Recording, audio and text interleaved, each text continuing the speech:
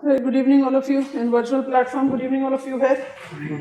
Last step in economic geography, if I can put it that way. Otherwise, regional planning भी economic ही है, settlement planning भी economic ही है. But economic के कौन से 3 bold categories हैं हमारे syllabus में? Agriculture done, manufacturing done, and now we are dealing up with what we call service sector. Service sector के constituents बता दो जल्दी से. Transport, communication, trade, hospitality. So trade, transport, communication, hospitality. ठीक है. अब हम ट्रेड के बारे में बात करते हैं. ज्योग्राफी में इन टॉपिक्स के लिए हमेशा ज्योग्राफिकल डायमेंशन ढूंढने की कोशिश मत करना, क्योंकि कई बार ये स्टूडेंट्स आप हमेशा इनकाउंटर करते होंगे अपने सीनियर से, अपने पीयर ग्रुप से, कि these are the topics that have got its overlap with your general studies. और कई बार ऐसा हो जाता है, 2024 बहुत अच्छा एग्जाम्पल है क्वेश्चन का, जहां पर आपको बिल्कुल same to same question GS में भी आए हैं और ऑप्शनल में भी आए हैं. तो हम क्या करते हैं, because I have attempted that in the previous days, और अब ऑप्शनल का पेपर आया तो मुझे लगता है कि मैं वही चीज दोबारा कैसे लिखूं. तो I need to mould something in geographical frame. हमेशा उसकी जबरदस्ती नहीं करनी है, क्योंकि जब आप ट्रेड के बारे में लिखोगे तो कितना ज्योग्राफी डाल सकते हो. Geography is what, spatial dimension. कितना डाल दोगे आप? ऐड कर दोगे कौन कौन से ट्रेड प्लेयर्स हैं, माने कौन कौन से एडमिनिस्ट्रेटिव यूनिट्स हैं इंडिया के जो मेजरली कंट्रीब्यूट कर रहे हैं टू द एक्सटर्नल इकोनॉमी. ये ज्योग्राफी ऐड हो सकती है. दूसरी ज्योग्राफी क्या ऐड हो सकती है, because geography is a special discipline, कि हमारे ट्रेड डेस्टिनेशन कौन कौन से.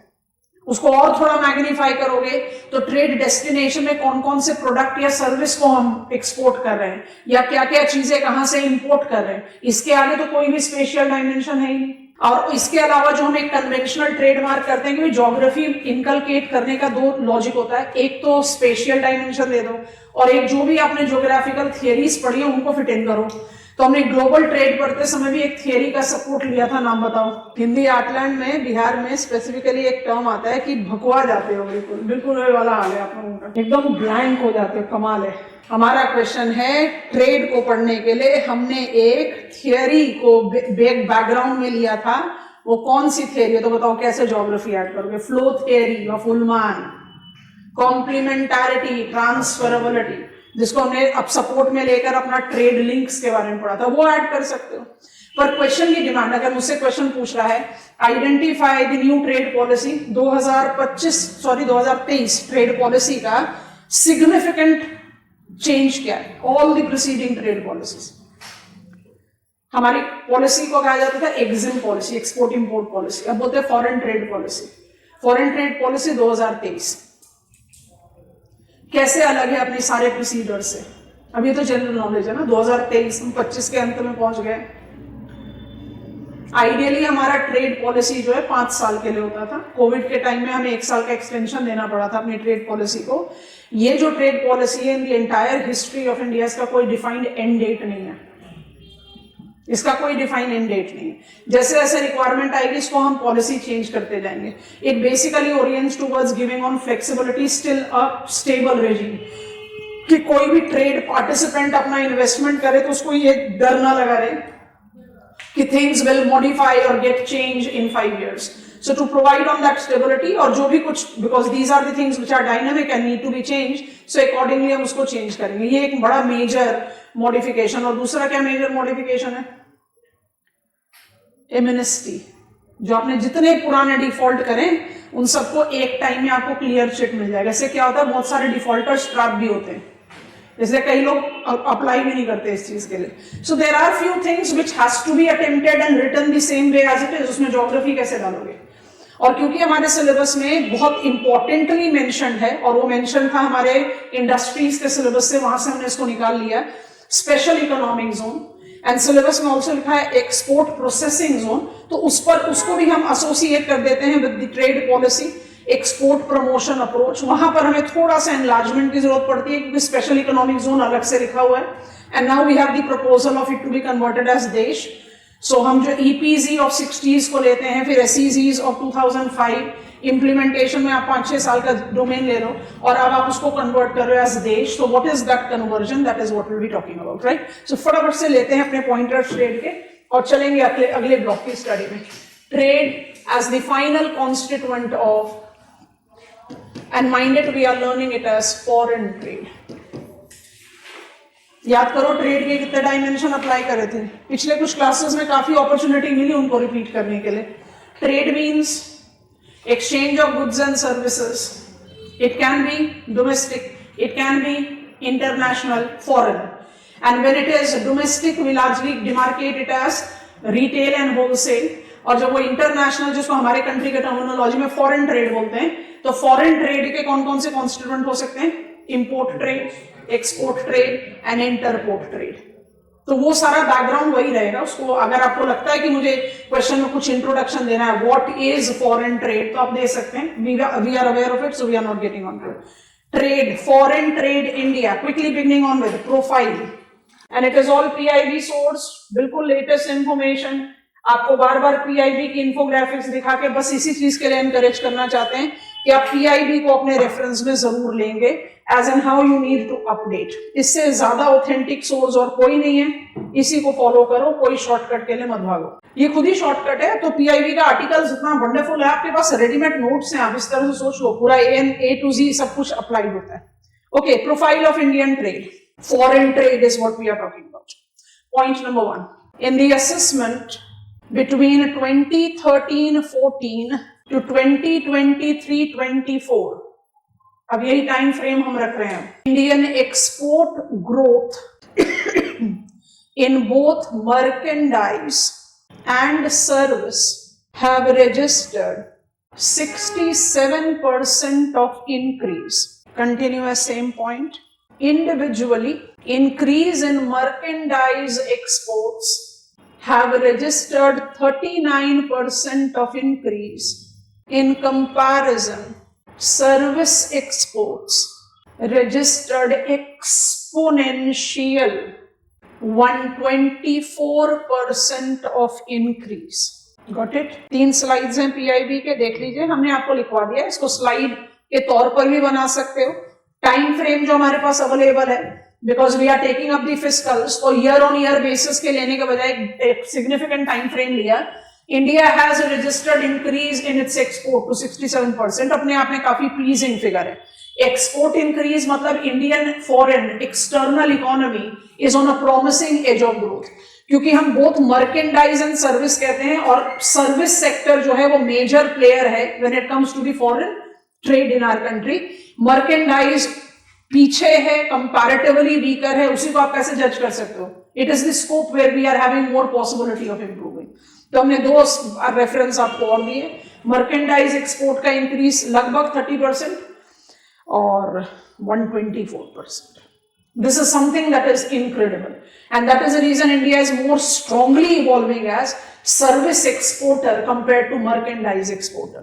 This is my point 1 of profile. Point 2 of profile, quick. Key sectors like electronics, pharmaceuticals, engineering goods, iron ore and textile have evolved as significant constituents in facilitating this increase. Leading export regions includes, regions भी ले सकते हैं, countries भी ले सकते हैं, हम दोनों ही ले रहे हैं because we are taking it up from the latest availability from PIB. Regions includes North America, European Union, Northeast Asia, West Asia with Gulf Cooperative Council and ASEAN. Please concentrate on green color bar charts. बिल्कुल पुराने पर तो जाना ही नहीं है. हम तो ऐसे भी टाइम फ्रेम 2013-14 से लेके 23-24 तक ले रहे हैं. Which are the principal regions where we are having the significant trade movements? So it is North America that has got the highest share, followed on by European Union, Northeast Asia, आराम से यहाँ से China पकड़ो, West Asia with Gulf Cooperative Council, that is important, Saudi Arabia, UAE, both major trade partners, and ASEAN. This was Singapore by default is the significant constituent. So the region wise these are the regions, और यहीं पर आप star mark करके add कर लीजिए. मतलब आप इसी रीजन को enlarge कर रहे हैं, तो there is no need making separate point. In terms of countries, United States of America, UAE, Netherlands, China, Singapore, United Kingdom, Saudi Arabia, Bangladesh, Germany and Italy forms the top 10 countries, accounting for more than 50% of total exports.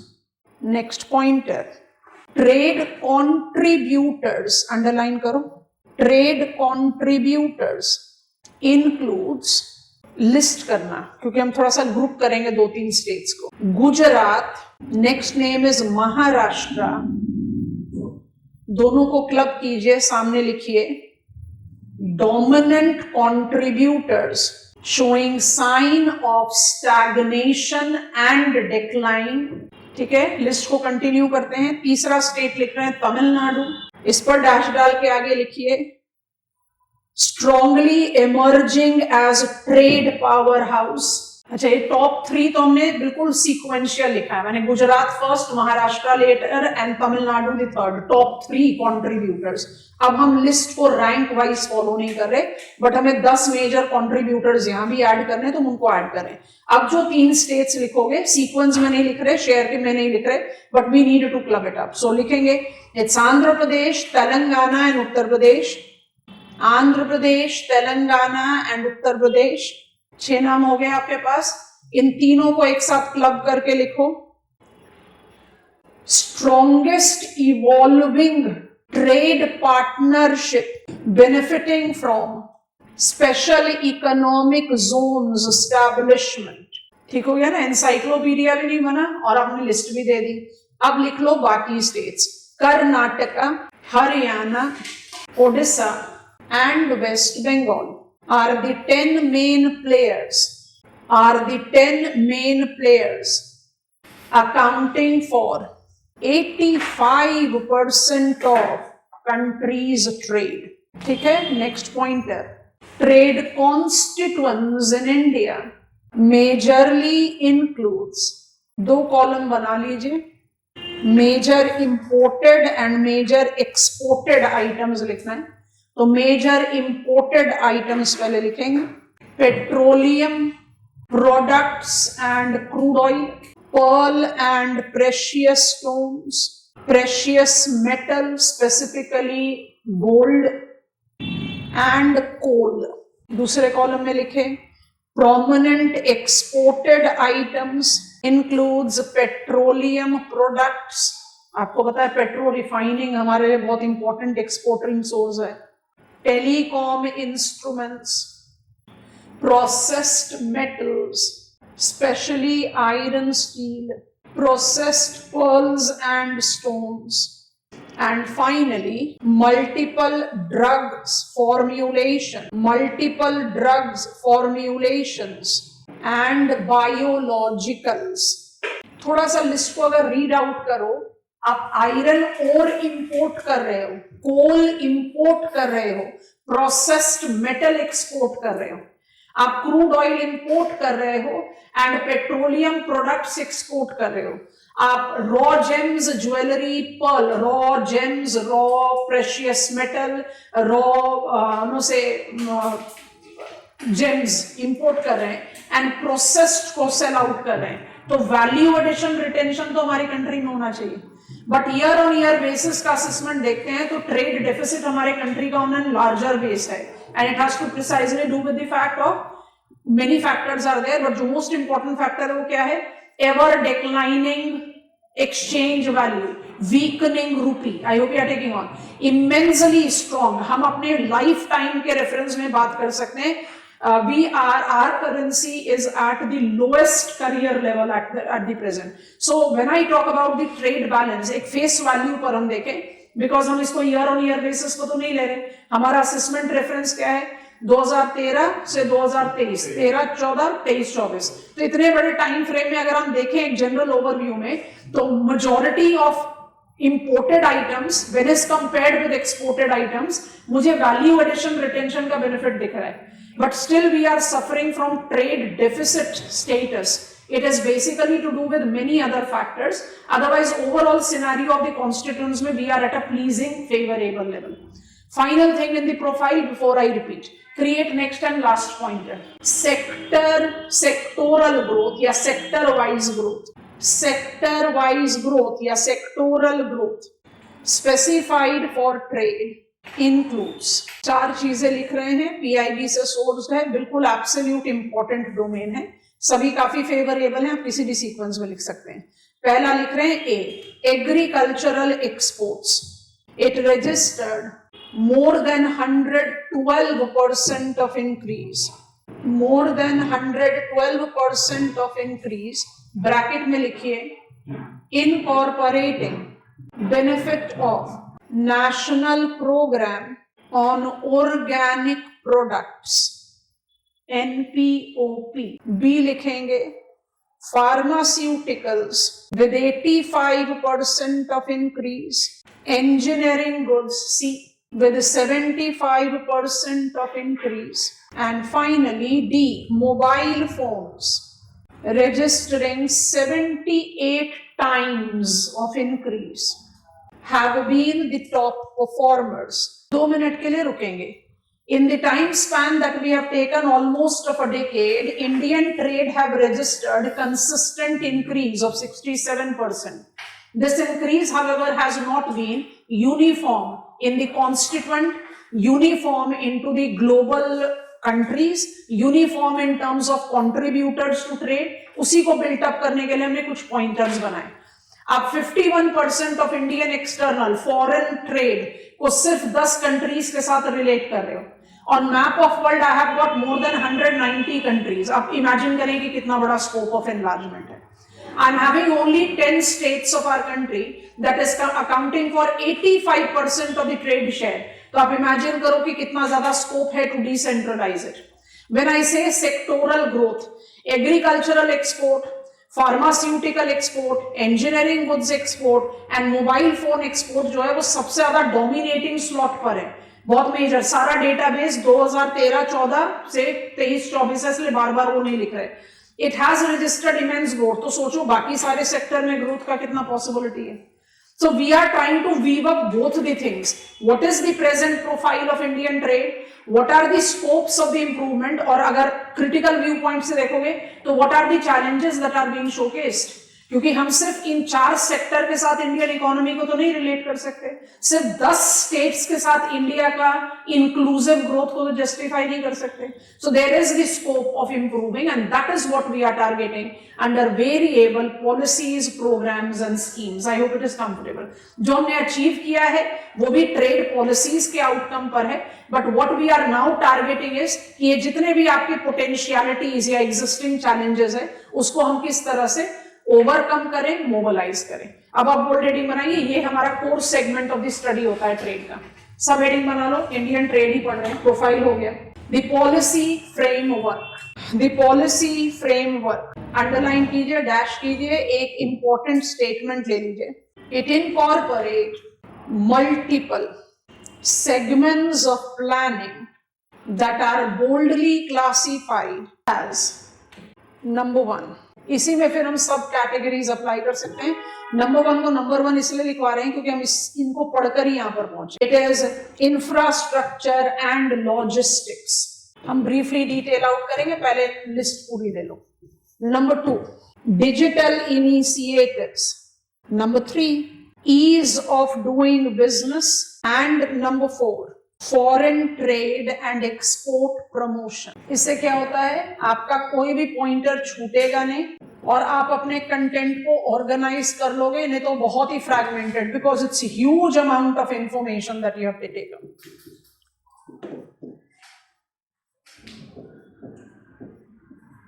Export promotion जानबूझकर लिख रहे हैं, आपके syllabus में एक सब heading बना हुआ है एक्सपोर्ट प्रमोशंस, है ना, इसलिए। अच्छा, मुझे पॉइंट 1 में हेल्प करो जल्दी से। इंफ्रास्ट्रक्चर एंड लॉजिस्टिक, ट्रेड को फैसिलिटेट करने के लिए जो पॉलिसीज एंड प्रोग्राम्स हैं उसमें आपने सबसे पहला ब्लॉक लिया है इंफ्रास्ट्रक्चर एंड लॉजिस्टिक्स। क्या लिखोगे इसमें? प्रधानमंत्री गति शक्ति, नेशनल लॉजिस्टिक प्लान, PLI। समझ में आ रहा है कि नहीं? सब चीजों का आप आराम से ऐड कर सकते हो, फटाफट ऐड करो। नंबर 1, कुछ डिटेल्स नहीं, सीधा इट इंक्लूड्स NLP with प्रधानमंत्री गति शक्ति, PLI scheme, you know what to build up there। ये नई इंफॉर्मेशन है। Establishment of Bharat mart in Dubai establishment of Bharat Mart in Dubai that provides MSMEs with affordable accessibility to Gulf Cooperative Council, African countries and CIS, recalling Commonwealth of Independent States, CIS markets. नाम तो नहीं पूछेंगे, बहुत लंबी list हो जाएगी, number बता दो CIS स्टेट्स। आप जितने भी मेंबर ग्रुप्स, कोई भी जियोपॉलिटिकल मेंबरशिप हो, इकोनॉमिक फोरम हो, उसके नंबर स्टेट्स जो है बदलते रहते हैं, ईयर ऑन ईयर बेसिस में मुझे नंबर वेरिएशन मिलता है, लेकिन CIS 1991 की लेगेसी को आज तक मेंटेन करे हुए। Which are the countries? Give me the number. छोड़ दो, नाम भूल जाओ। How many CIS states are there? How many countries evolved on political map of world after disintegration of USSR? भाग जाओ क्लास से, हम छोड़कर भाग रहे हैं। 15। कितने बाल्टिक स्टेट? 3। नाम बताओ। Estonia, Latvia, Lithuania. बचे कितने? 12। वो सब CIS। CIS मार्केट माने 12 कंट्रीज, ठीक है। 12 कंट्रीज को कैसे याद किया था? 4 in Europe, 3 as Caucasus, 5 as Central Asia। Africa कहां पहुंच गया? सेंट्रल एशिया हो गया। चलो, तो CIS मार्केट। इंफ्रास्ट्रक्चर लॉजिस्टिक में लिखो नेशनल लॉजिस्टिक प्लान, PM गति शक्ति। अच्छा, आंसर लिख रहे हो ट्रेड पर, तो इसको बस टच एंड गो करना पड़ेगा। आप पूरा का पूरा PM गति शक्ति नहीं लिखने बैठ सकते हो, नहीं तो फिर आंसर तो आपके हाथ से गया, क्योंकि ट्रेड पर फोकस इसका आएगा। This is the most important. We will be sub-categorizing it into many categories thereby. अच्छा, जब आप बात करते हो डिजिटल इनिशिएटिव, वो भी ट्रेड प्रमोशन का ही पार्ट है, but of course has got the distinction. तो ये टास्क हो गया दुबई मार्ट, मेरी इंफॉर्मेशन लिस्ट के हिसाब से नई चीज आ गई।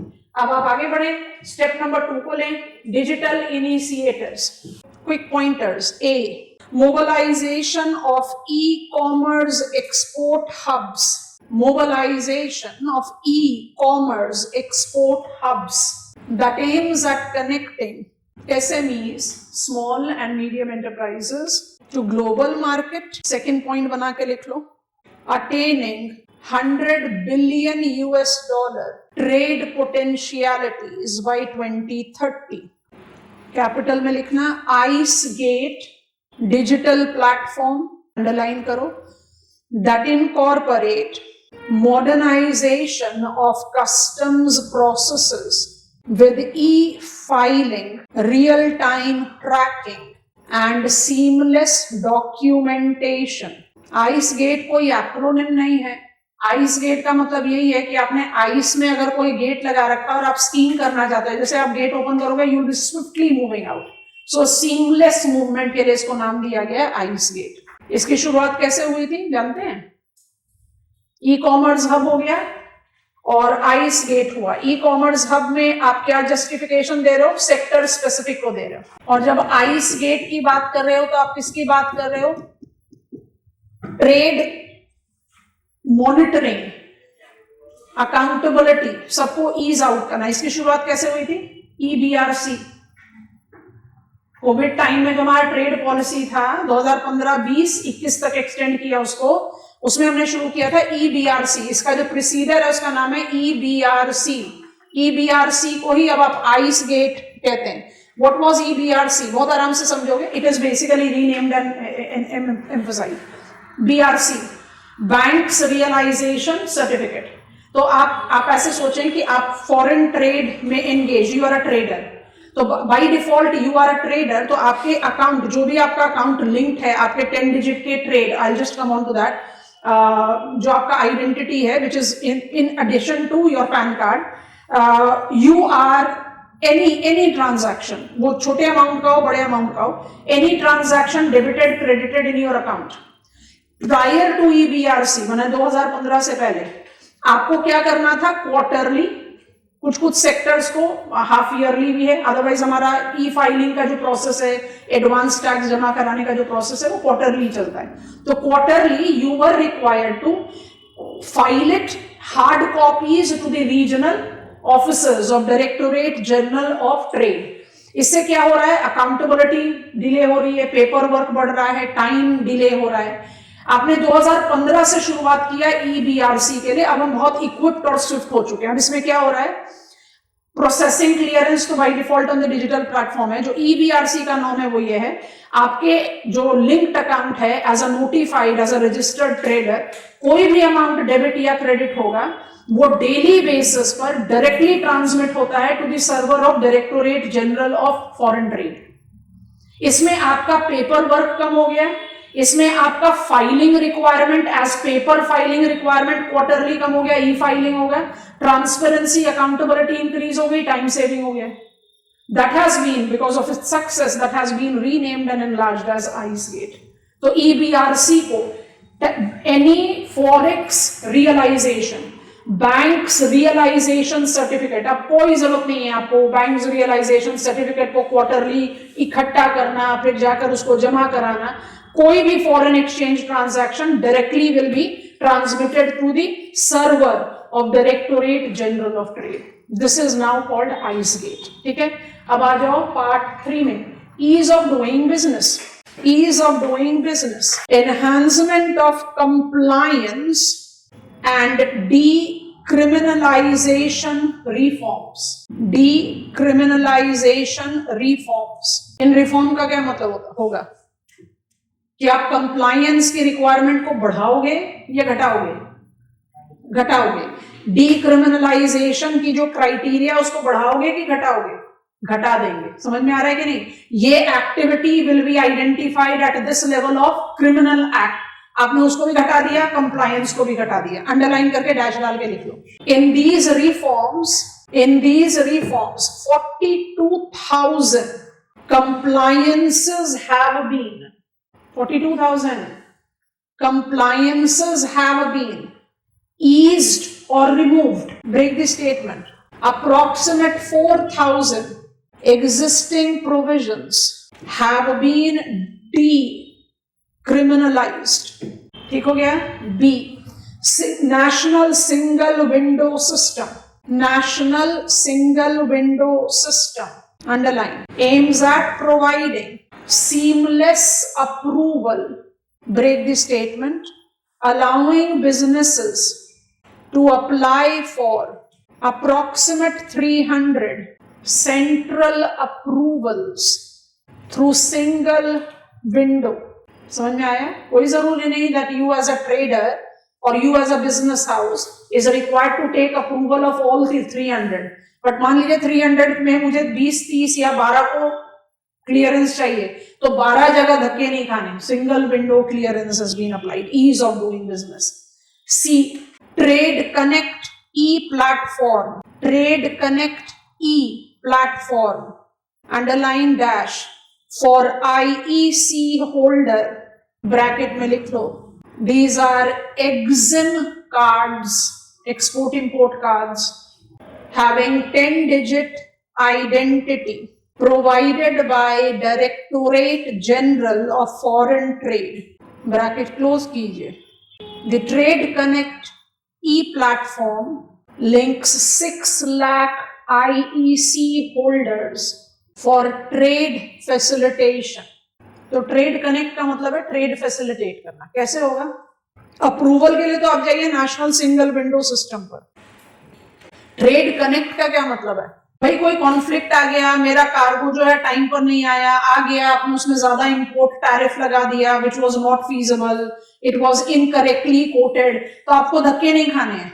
You can easily 6 lakh ICS holders को आपने इस प्लेटफॉर्म में लिंक कर दिया ट्रेड फैसिलिटेशन के लिए, तो किसी भी तरह का कोई भी जर्क जो आता है, स्पीड ब्रेकर आता है कंडीशन स्पेसिफिक, उसको आप easily notice, no, you can apply for the judgment, you are easily getting your result or returns or the जो भी कुछ उसका decision, final decision है, which will by default accelerate your pace of participating in foreign trade. So trade facilitation में ये किस तरह से मदद कर रहा है?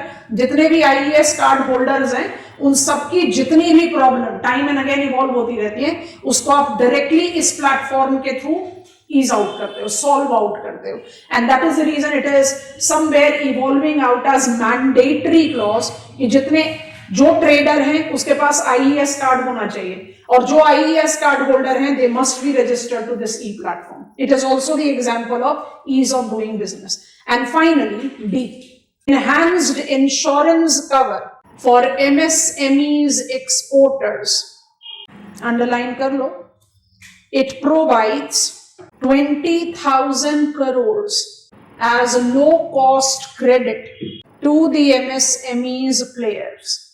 My question to all of you, आपने जो ease of doing business में B and C pointers लिखे हैं, क्या हम उसको अपने कंटेंट के मैनिपुलेशन में डिजिटल इनिशिएटिव्स में ऐड कर सकते हैं? बिल्कुल कर सकते हैं, लेकिन हम क्या कर रहे हैं, हम अपने कंटेंट को थोड़ा सा रेगुलराइज कर रहे हैं। जब आप जो पॉइंटर्स आप ले रहे हो, whether you are taking up the trade connect e platform और single window for 300 centre approvals, आप उसमें ईज ऑफ डूइंग बिजनेस को ज्यादा पुश कर रहे हो। और हमने डिजिटल इनिशिएटिव्स में किस चीज को हाईलाइट किया? डिजिटल इनिशिएटिव में हमने हाईलाइट किया सीमलेस, ट्रांसपेरेंट, अकाउंटेबल फैक्टर। आपको अगर क्वेश्चन कुछ इसी तरह से मिले कि what are the infrastructure developments that have led to the trade enhancement in India, तो इंफ्रास्ट्रक्चर फिजिकल भी हो सकता है, डिजिटल भी हो सकता है, वहां पर आप डिजिटल में ये दोनों पॉइंट ऐड कर देना। बट अदरवाइज जब आपके ट्रेड फैसिलिटेटर्स की बात आती है तो चारों ब्लॉक्स आने चाहिए। अब हम आगे प्रिंसिपल ड्रॉप पे, हर एवरेज बच्चा क्या लिखता है? इसका भी सिर्फ एक पार्ट, वो क्या है? फॉरेन ट्रेड पॉलिसी 2023, कहानी खत्म। हमने सिर्फ वो नहीं लिखा, वी आर टेकिंग, अच्छा फॉरेन ट्रेड पॉलिसी 2023 के अंतर्गत भी बहुत सारी चीजें, पर हम उसको भी सब कैटेगराइज करें। अब जो चौथे स्टेप पर आए उसको स्टार मार्क के साथ लिखना, because by default that is the most important. ठीक है, शुरू करें। Foreign trade and export promotion, it incorporate, पहले लिस्ट बना लो। A, new foreign trade policy 2023, B, interest equalisation scheme, C, ROD, TEP and ROSTL schemes आ रहे हैं डिटेल्स में, don't worry. Next, districts as export hubs, and finally TIES and MAI। सब अपने आप में क्वेश्चन बन सकते हैं, बट आपको जज ये करना है कि आपको कंटेंट बिल्डिंग के लिए इन सबको एक दूसरे के साथ मैनिपुलेट कर सकते हो, बट हम उसको इंडिविजुअली अलग अलग पढ़ना चाहते हैं। Are you giving me go ahead? अच्छा, आप बोलोगे merchandise export from India scheme और service export from India scheme को हमने सब्सटीट्यूट कर दिया था remissions of duties from the exported products, यही है ना? When we take up the reference of this, तो ये तो ट्रेड पॉलिसी का ही तो पार्ट एंड पार्सल है। तो हम ट्रेड पॉलिसी को तो टॉपिक सब पॉइंट ए ले रहे हैं और इसको अलग से ले रहे हैं, क्योंकि it is not developed as 2023 trade policy. इसकी तो शुरुआत आप बहुत आराम से ट्रेड पॉलिसी दैट प्रीसीडेड 2015 वाला ट्रेड पॉलिसी, तो आप उसको बहुत डिफाइंड तरीके से one of the consistent kind of trade constituent के बारे में बात करें, और जो बहुत ही, जिसको कहते हैं ना ट्रेड माने बाय डिफॉल्ट द कॉन्स्टिट्यूएंट, जैसे export promotion scheme, export promotion capital good scheme, वो हम नहीं लिस्ट में करते, क्योंकि जैसे आप इन 5 पॉइंट्स का कंटेंट बिल्ड करते हो, इट ऑटोमेटिकली कम्स इन। सो कुछ ऐसे ट्रेड प्रमोशन इनिशिएटिव्स हैं, मेजर्स हैं, जो बाय डिफॉल्ट ट्रेड कॉन्स्टिट्यूएंट्स हैं, और कुछ हैं जिनको आप लगातार मॉडिफाई कर रहे हैं, not just to make it push Indian trade to the global competitive level, but also to enhance WTO compliance. India को बहुत मेजरली WTO कंप्लायंस के अगेंस्ट जाने वाला कंट्री बोला जाता है, so there is the requirement of justifying that, और उस जस्टिफिकेशन के लिए there are the new additions that are there. सबको ब्रीफ डिटेल्स में पिकअप करते हैं। So foreign trade export promotion part A, new foreign trade policy 2023, quick pointers. इससे ज्यादा और ऑर्गेनाइज नहीं किया जा सकता कंटेंट को, और आप डायमेंशन कोई भी नहीं छोड़ रहे, you are taking each one of them. New FTP 2023 point 1, unlike its precedor, NTP 2023 includes, dash डालो, पॉइंटर्स बनाओ, no fixed end date, amnesty scheme, bracket one time, close the bracket, for the settlement of past defaults. Next, green focus, put a dash and write down, with priority on electric vehicles, green hydrogen, again put a dash and write down, under export promotion capital goods scheme, to support MSMEs, decrease user charge for advance authorization and Export Promotion Capital Goods Scheme, INR, Indian Rupees Trade, that is benefits for exports settled in Indian Rupees. Dimensions लिख ली, अब star mark लिख के खत्म करो. It aims at achieving 2 trillion USD trade while balancing service and merchandise exports. याद आया ना, दोनों में बहुत डिफरेंस है. Service and merchandise exports. एमएनएसटी न्यू है. Export promotion capital goods scheme green focus के साथ. Export promotion capital goods scheme में decreased user charge for MSMEs, no fixed date of the completion of this policy की पंचवर्षीय योजना नहीं है. It will be no defined fix date. इसको policy जैसे हम normally identify with the policy, कोई एक्सपायरी डेट लेगा तो मैक्सिमम पॉलिसीज के साथ नहीं चलते, वो सारी चीजें. What is export promotion capital goods scheme? बिल्कुल आसान तरीके से समझो. Export promotion capital goods scheme जो है, ये one of the oldest living policy, trade policy का कॉन्स्टिट्यूएंट है. इसका जो क्रक्स है वो ये है कि I am a potential exporter, good का हो सकते हैं, सर्विस का हो सकते हैं. I as potential exporter require some item to be imported to produce something that I'll be exporting. Enter port का example हो गया ये. तो I as a producer, I as a business, चाहे वो merchandise का हो, चाहे वो service का हो, तो I need a certain external material for me to produce something that I'll be exporting. तो because I am the beneficiary of export promotion capital goods scheme, तो I am not liable to pay import duties on that imported item. कोई जरूरी नहीं है कि सारे items में import duty हो, बट इंपोर्ट ड्यूटी अगर है तो उसमें मुझे या तो बेनिफिट मिलता है या मेरे लिए बिल्कुल कट डाउन कर दिया जाता है. उसके बाद मेरे लिए कंपल्शन क्या होती है कि जो चीज भी मैंने प्रोड्यूस किया उसको मुझे एक्सपोर्ट आउट ही करना है. बिगिनिंग में export promotion capital good scheme का जो लायबिलिटी था वो 90% प्लस था. मतलब you can not apply it to DTA. और ये तो फेयर बैलेंस परव्यू के लिए होगा, क्योंकि आपको क्यों हम इंपोर्ट ड्यूटी में कंसेशन दे रहे हैं? क्योंकि हम चाहते हैं कि इंडिया एक्सपोर्टिंग हब बने. अगर आप इंपोर्ट ड्यूटी में कंसेशन लेकर उस प्रोडक्ट को डोमेस्टिक मार्केट में बेच देते हो तो जो दूसरे प्रोड्यूसर्स हैं उनके साथ तो कंपटीशन होगा ही नहीं, वो तो बाय डिफॉल्ट डाई आउट कर जाएंगे. तो ये जो आपने लिखा है ना export promotion capital goods scheme में जो लायबिलिटी है, जो ये यूजर चार्ज है, उसको एमएसएमईज में घटा देना. तो जब हमने ओरिजिनली शुरू किया तो 90%, उसको इवेंचुअली घटाया था पिछले ट्रेड पॉलिसी में 75%. एमएसएमईज को फर्दर कंडीशन स्पेसिफिक फैक्टर में उससे भी कम.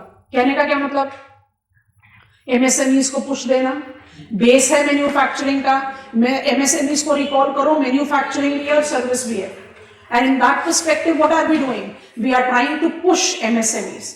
और ग्रीन टेक्नोलॉजी को भी export promotion capital good scheme के रेडार पर लाने का सीधा मतलब क्या है? Giving businesses the high momentum towards mobilising green technique. Target क्या है? जो वैल्यू टारगेट है वो तो है ही है, उसके साथ टारगेट क्या है कि भाई मेरा मर्केंडाइज एक्सपोर्ट इंक्रीज तो कर रहा है बट सर्विस एक्सपोर्ट के मुकाबले में बहुत ही पीछे है. तो हम चाहते हैं कि सर्विस और मर्केंडाइज एक्सपोर्ट को इक्वल लेवल पर ग्रोथ प्रोवाइड कर पाए. These are the crux of NTP 2023. I hope it is comfortable. Export promotion capital good scheme इतना ऐतिहासिक है तो उसके बारे में इससे ज्यादा डिटेल्स लिखने की मेरे ख्याल से जरूरत नहीं है. You don't need to. अब आ जाओ पॉइंट नंबर 2 पर. इसके B pointer IES interest equalisation scheme. Bracket में लिख लो mobilised in 2015. Next administered by RBI and directorate general of foreign trade. Subsidised interest rates on pre or post shipment export is provided under the scheme to boost competition. It aims at decreasing borrowing cost to make export cheaper. Finally, continues to give priority to labor intensive sector as handicraft, textile, toys. Star mark point. interest subsidy ranges between 2 to 3% on rupee export credit. Interest equalisation scheme, क्या समझ में आया? आप कोई MSME के अंदर कोई loan ले रहे हो, जो लोन लोगे तो लोन का तो पेमेंट करोगे, जो प्रिंसिपल अमाउंट है उसके साथ कुछ इंटरेस्ट भी तो पे करना है। एक्सपोर्ट प्रमोशन के लिए equalisation scheme, interest equalisation scheme दी गई है। What is that? That if you are taking the loan to produce something that has to be exported, pre post दोनों ही केस में, ऐसा नहीं कि शिपमेंट होगा तभी आपको मिलेगा, प्री पोस्ट दोनों ही केस में you are eligible for interest equalisation scheme. Interest equalisation scheme में आपका जो इंटरेस्ट रेट है, जो मार्केट में जो भी इंटरेस्ट रेट चल रहा है, 2 से 3% कम हो सकता है इन रेफरेंस टू रूपी value, not in terms of dollar value.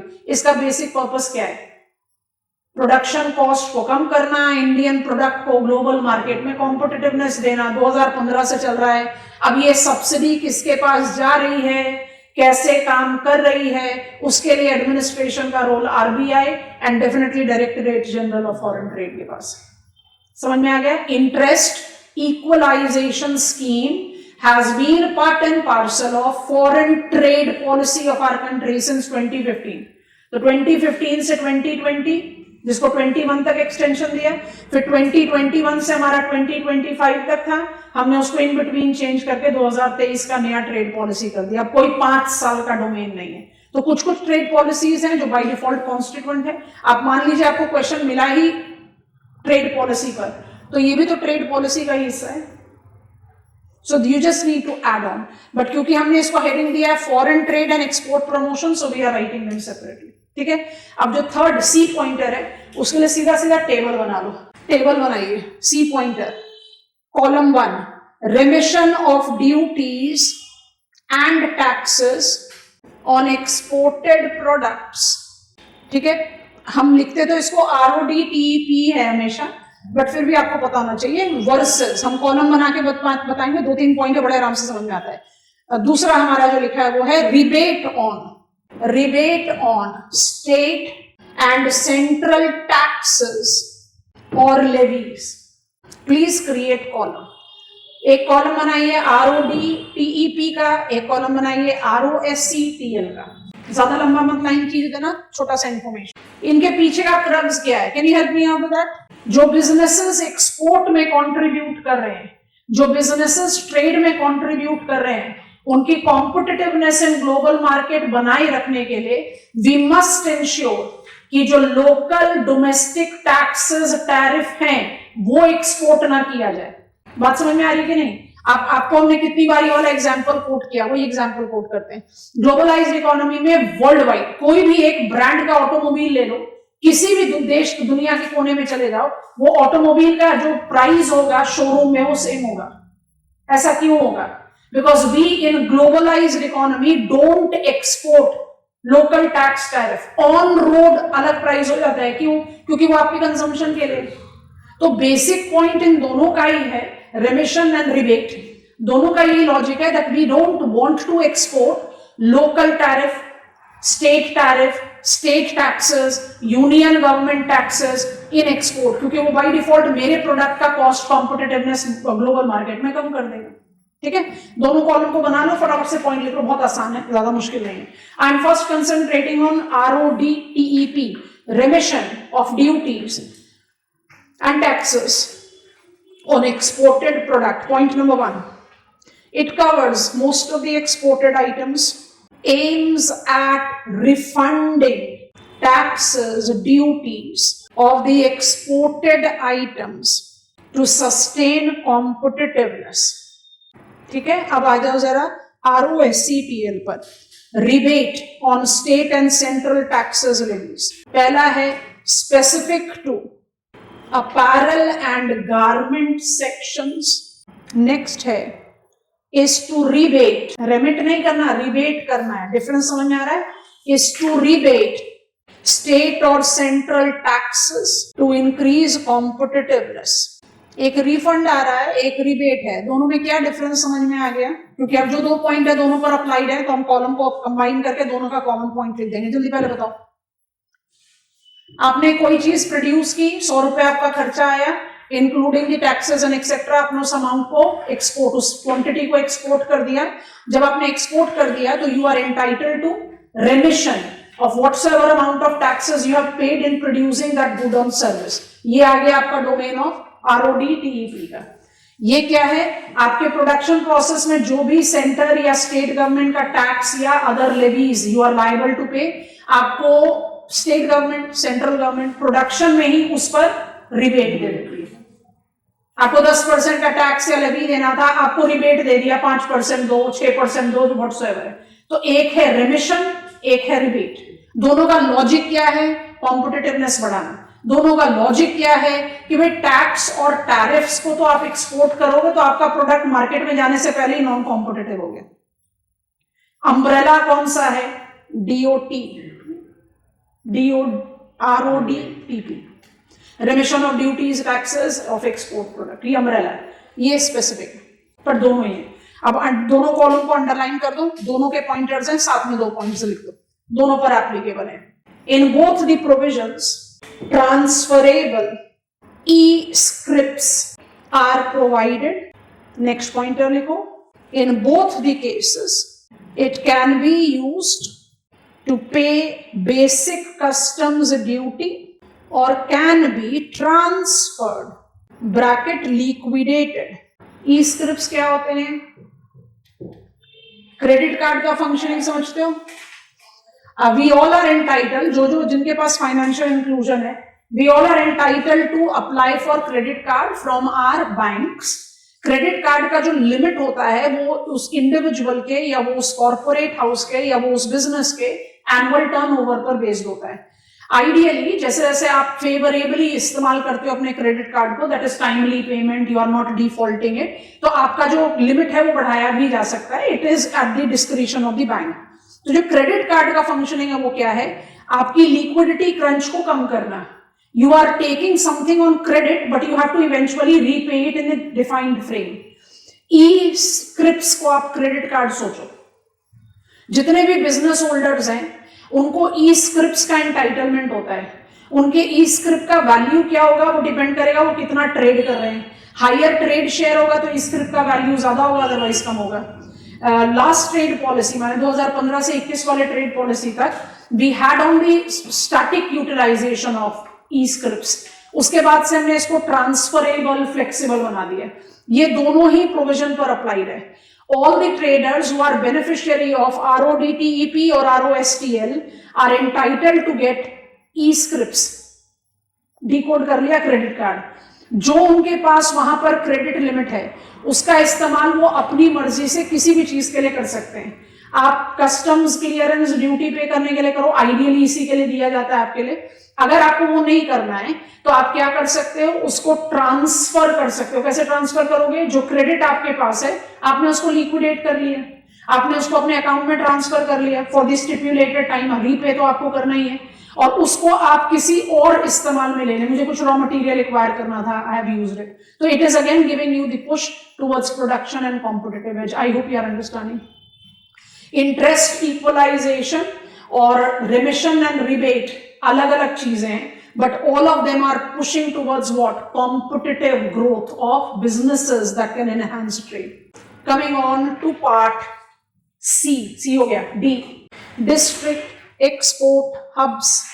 district exports hub underline कर दो, डैश डाल दो। It involves unique district level products in any category, agriculture, handicraft, manufactured item, aims at mobilizing decentralized trade hubs involving district export action plan, underline kar, integrated with the campaign as vocal for local and one district one product.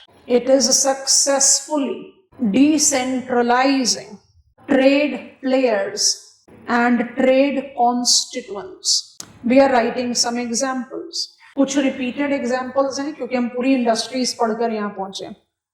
In textile, Lucknow for chikankari, Bhagalpur for Bhagalpuri silk, handicraft, brassware of Moradabad.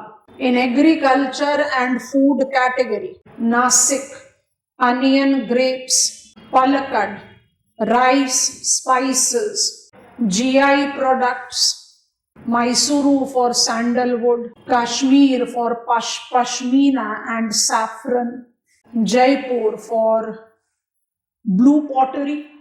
So district export hub. अच्छा फटाफट से recall करो, कोई भी चीज sustainable तभी तो होती है जब वो डिसेंट्रलाइज्ड और डाइवर्सिफाइड है। आप 85% ऑफ इंडियन ट्रेड कहां से डिराइव कर रहे हो? खाली 10 स्टेट से। I need to decentralise it, और जब डिसेंट्रलाइज करोगे तो डाइवर्सिफिकेशन है ये, and that is the reason we have mobilised the programme. यहां पर लिख देते हैं 1 डिस्ट्रिक्ट 1 प्रोडक्ट, बट आप देख रहे हो कि कुछ कुछ केस में there is more than 1 product. So ये जो district export promotion action plan है, इट एम्स एट आउटलाइनिंग 1 2 3 कितने प्रोडक्ट हैं जो डिस्ट्रिक्ट लेवल पर एक्सपोर्ट पोटेंशियलिटी रखते हैं, और उस हिसाब से आप उसको जजमेंट देके you are trying to push it. It is absolutely at par with vocal for local. India has to push the local expertise to the global market, वो ऑटोमेटिकली इंक्लूजन दे देगी। ठीक है, तो ये मेरा इसके साथ अप्लाई हो गया। Now we are taking up TIES and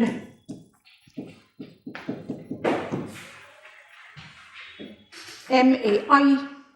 फटाफट से लिखो, trade infrastructure and export scheme. मेरे ख्याल से मुझे ज्यादा बोलने की जरूरत। Trade infrastructure and export scheme dash डालें। Aims at building critical infrastructure, aims at building critical infrastructure including cold chain labs to facilitate trade, bracket में लिख सकते हो, interrelated with infrastructure and logistic growth। याद आ रहा है point 1? integrated with infrastructure and logistic plan policy, प्रधानमंत्री गति शक्ति PLI। इसी पॉइंट पर हो, नेक्स्ट पॉइंटर बना के लिख लो। MAI is the financial support for export promotion activities that principally includes market studies, organization of trade fairs, etc। समझ में आया कि नहीं? MAI क्या है? प्रमोशन। आपका कौन सा टूरिज्म सेक्टर का पॉलिसी इसके साथ मैच ऑन करता है? जहां हम प्रमोट कर रहे हैं कि इस पार्ट ऑफ द कंट्री में, इस टाइम ऑफ द ईयर में ये फेयर, ये फेस्टिविटी, ये मेला, ये लगता है, ताकि हम अट्रैक्ट कर सके। प्रमोट कर रहे हैं ना टूरिज्म को, ताकि हम अट्रैक्ट कर सके पोटेंशियल डोमेस्टिक और इंटरनेशनल टूरिस्ट को। वही चीज है MAI।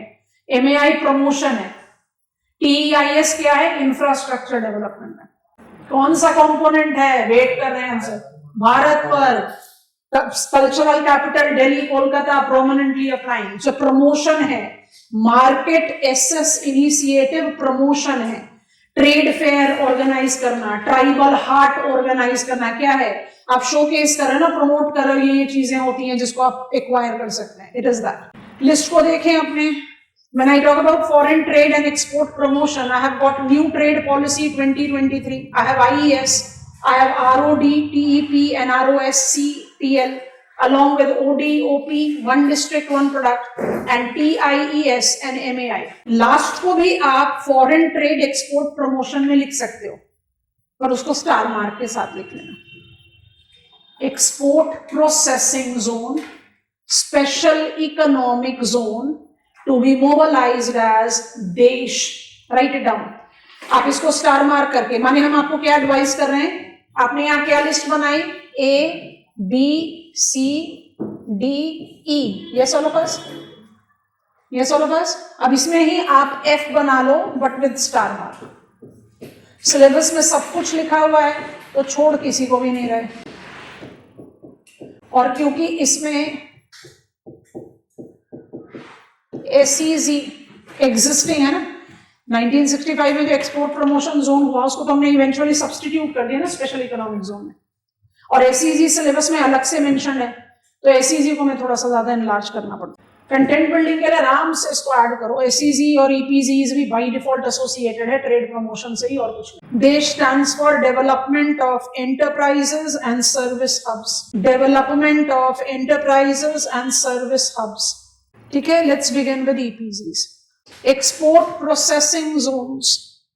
Underline करो, dash डालो, ब्रैकेट में लिख लो 1965 to year 2000. Pointers. In the export promotion measures, EPZs are identified to be the earliest trade-specific zonation. India established first EPZ in Asia at Kandla in 1965. Establishment of EPZs solely focus on manufacturing, break the statement, aiming at enhancing export,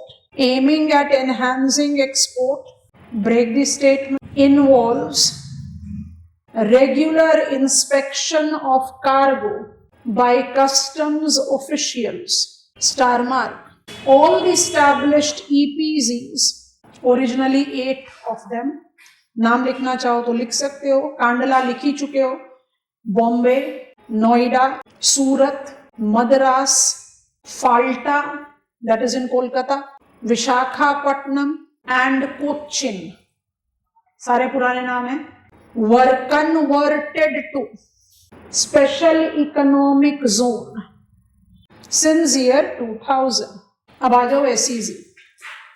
SEZ Act 2005 facilitated establishment of diversified manufacturing service export areas. It involves big townships, facilitates tourism and real estate development, have been mobilized as duty-free enclaves with tax holidays, making it net foreign exchange earner. Next, at present, 280 SEZs are operational out of 400 approved. SEZs collectively accounts for 30% of export share, has generated 3 million employment, and final, continues to have sectoral concentration with 70% of SEZs relating to IT and ITES sectors. 2 minute के लिए रुकते हैं. आपने textile पढ़ा तो कहा PM मित्रा, आपने food processing पढ़ा तो आपने कहा मेगा फूड पार्क, आपने फार्मास्यूटिकल पढ़ा तो आपने कहा फार्मास्यूटिकल पार्क्स. ये पार्क्स का लॉजिक क्या होता है? Dedicated areas that are developed towards mobilising external economy. SEZs उसी डोमेन पर है. SEZs का लॉजिक जो है, SEZs have grown up as EPZs. Simple logic है. EPZ पास्ट टेंस में, SEZ भी होने वाला है पास्ट टेंस में, but SEZ is better performer than EPZs. 1965 में कांडला को स्टैब्लिश क्यों करना पड़ा? कांडला को कहते हैं चाइल्ड ऑफ पार्टीशन. कराची गया था ना हमारे हाथ से, तो कराची को रिप्लेस करने के लिए कांडला स्टैब्लिश किया गया. Kandla was Asia's first export processing zone. आज की डेट में अगर आप EPZ और SEZ को कंपेयर करो तो हमने वो कंपैरिजन आपको दे दिया, बट क्योंकि हम अपने कंट्री में EPZs सब्स्टिट्यूटेड एज SEZ बोलते हैं तो उस कंपैरिजन का कोई खास लॉजिक है नहीं. Export processing zone manufacturing only, export processing zone बहुत smaller size, export processing zone regular fore of customs, excise, serving. SEZs the modern counterpart of it 2000 से, तो 2000 तक 65 से शुरुआत की, 2000 तक हमारे पास 8 EPZ से, सबके सबको सप्लीमेंट कर दिया SEZ से. SEZ को हम कैसे स्टैब्लिश करते हैं? बस एक सिंपल सी चीज पकड़नी है.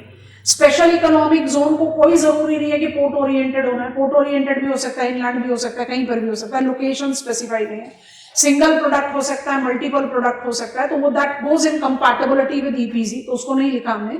Special economic zone established in India as a foreign territory. Simple logic. बस जब जैसे आप बोलो फॉरेन टेरिटरी, तो इसमें रेगुलर कस्टम्स फोरे नहीं होगा, इसमें आप कोई भी इंपोर्ट ड्यूटी नहीं लगाओगे. तभी तो प्लीज रिकॉल 2 हमारे एग्जांपल आए थे ना, जामनगर DTAM, जामनगर SEZ. तो तो जामनगर एसीजी में जो भी कुछ प्रोड्यूस हो रहा है उसका पर्पस क्या है? ACG should be manufacturing and service, but ACG e-PG से सिर्फ इस मामले में बड़ा नहीं है कि ईपीजी था वाज ओनली फॉर मैन्युफैक्चरिंग, यहाँ पर सर्विस भी है। यहाँ मैन्युफैक्चरिंग सर्विस हो गया आपका बेसिक फंक्शन, नॉन बेसिक हो गया टाउनशिप, टाउनशिप हुआ तो रियल एस्टेट, रियल एस्टेट हुआ तो टूरिज्म। आप जामनगर एसीजी को अट्रैक्ट करते हैं टूरिस्ट, लोग जाकर देखते हैं उसको। So it is multi functional, it is incorporating multiple non basic function. तो ये ईपीजी का बहुत मैग्नीफाइड वर्जन है। It is oriented towards manufacturing and service. आप यहां पर फॉरेन टेरिटरी वाला लॉजिक अप्लाई कर रहे हो तो डोमेस्टिक टैरिफ एरिया में तो आप अपने प्रोडक्ट को बेच ही नहीं पाओगे। बेचोगे तो बेचारे जो डोमेस्टिक टैरिफ एरिया वाले लोग हैं तो मर जाएंगे, क्योंकि आपको तो बेनिफिट मिल रहा है ना इंपोर्ट ड्यूटी का, because you are a foreign territory. And you had tax break, शुरू में किया गया था tax holidays and then it was been done tax break. तो जो income tax earned from SEZ 2005 से स्टैब्लिश किया गया, तो 5 साल के लिए 6 साल के लिए you had income tax holiday, माने पहले साल की अर्न्ड इनकम में कोई इनकम टैक्स नहीं लगेगा, नेक्स्ट में कुछ परसेंट लगेगा, नेक्स्ट में कुछ परसेंट लगेगा, उसके अलावा टैक्स हॉलीडे। और कस्टम्स रेगुलर फोरे नहीं। तो SEZ actually created a pulsating growth, and SEZ right now in the country rounded off figure 300 out of 400 approved operational है, पर प्रॉब्लम है 70% से ज्यादा IT और ITES के साथ है। जॉब भी क्रिएट किया है, एक्सपोर्ट प्रमोशन को भी मदद किया है, बट देश में कन्वर्ट करने की क्या कंपल्शन है? नेक्स्ट हेडिंग बनाए चैलेंजेस विद SEZ, क्योंकि हमें जस्टिफिकेशन तो लेना ही पड़ता है। आप जब भी इस तरह के कोई न्यूज आइटम पढ़ते हो ना तो उसका थोड़ा सा सर्वेइंग कर लिया करो कि भाई ऐसा क्यों है। हम ऑपोजिशन में बैठे तो हम कहेंगे भाई सरकार सारे पुराने प्रोग्राम का नाम ही बदलती जा रही है, पर ऐसा नहीं है, नाम बदले जा रहे हैं और it is not just getting renamed, it is also getting revamped. और रिवैम्पिंग तो जरूरी है इस तरह के सेक्टर के लिए, क्योंकि जो आज से 10 साल पहले तक रेलेवेंट था वो एज इट इज आज थोड़ी ना रेलेवेंट रहेगा। देयर इज रिक्वायरमेंट, और ये हमेशा से होता रहा कंट्री में, that we have to modify the things and that is what we are doing. तो SEZ के साथ मुझे क्या क्या प्रॉब्लम्स चैलेंजेस ऑफ SEZ, जल्दी से अंडरलाइन करके पॉइंट्स लिखो। Number 1 is declining fiscal incentive, declining fiscal incentive, underline कीजिए, डैश डालिए। It is essentially due to withdrawal of income tax holiday, income tax holiday, put a dash and write down, referred as a sunset clause, imposition of minimum alternative tax। समझ में आया कि नहीं? Tax holiday forever थोड़ी ना रहेगा, तो आपको टैक्स हॉलीडे खत्म होना शुरू हुआ, सनसेट क्लॉज माने कुछ समय के बाद तो इनकम टैक्स आपको बियर करना पड़ेगा। तो जो फिस्कल इंसेंटिव था वो धीरे धीरे कम होता जा रहा है। There is implied tax, minimum है बट टैक्स है, तो इसके लिए SEZ प्लेयर्स के लिए चैलेंज थोड़ी बढ़ती है। और क्यों बढ़ रही है? You don't forget SEZs are foreign territory, और इनका सारा अर्निंग एक्सपेंडिचर किस पर जा रहा है? India exchange rate. तो जब आप यहां पर सनसेट क्लॉज करके फिस्कल इंसेंटिव खत्म कर दो और मिनिमम टैक्सेशन भी लगाओ तो भी उनके लिए सर्वाइवल का मुश्किल हो जाएगा ना। क्यों? एक्सचेंज रेट का वैल्यू बहुत ज्यादा, आज की डेट में तो it is immensely extremely weak, so that further adds to the problem. Next difficulty लिखेंगे, restrictions of sale in DTA domestic tariff areas. आप बोलोगे तो सही तो है, होना तो चाहिए, राइट? बट ग्लोबल मार्केट क्या है? कॉम्पिटिटिव है ना। ऐसा हो सकता है ना कि आपकी कंसाइनमेंट या आपका जो एक्सपोर्ट मार्केट है, हमने हमेशा बात करी है फ्लो थियरी की ट्रेड के लिए, उसको हमेशा दिमाग में रखो, कॉम्प्लीमेंटारिटी। आज कंट्री ए मुझसे कुछ खरीद रही है and I as SEZ player is producing it with the customization my export destination. वो कंट्री ए को कहीं और कॉम्प्लीमेंटारिटी मिल गया बेटर कॉस्ट कॉम्पिटिटिवनेस में, तो आपसे तो प्रोडक्ट खरीदना बंद कर देगी। आप हैं फॉरेन टेरिटरी, आपका जो डेजिग्नेटेड मार्केट है वहां सामान जा नहीं पा रहा। कोविड टाइम में सबसे बड़ा झटका आया था क्योंकि एक्सपोर्ट तो हो नहीं रहे और DTA में आप बेच नहीं सकते, तो SEZs में जो प्लेयर्स थे बिल्कुल बैंकरप्ट हो गए थे 2 साल के अंदर। तो आप उसको बाहर, मान लीजिए हम एक अनप्रेसिडेंटेड कोविड के टाइम को तो हम एग्जाम्पल साइट नहीं कर सकते, बट कॉम्प्लीमेंटारिटी में मेरा जो एकदम कन्वेंशनल मार्केट था ए, आप उस कन्वेंशनल मार्केट में अब अपने प्रोडक्ट को नहीं बेच पा रहे। आप एकदम ओवरनाइट नया मार्केट तो नहीं डेवलप करोगे, आप DTA में बेच नहीं सकते, जहां बेच रहे थे वहां बेच नहीं पा रहे, तो क्या होगा?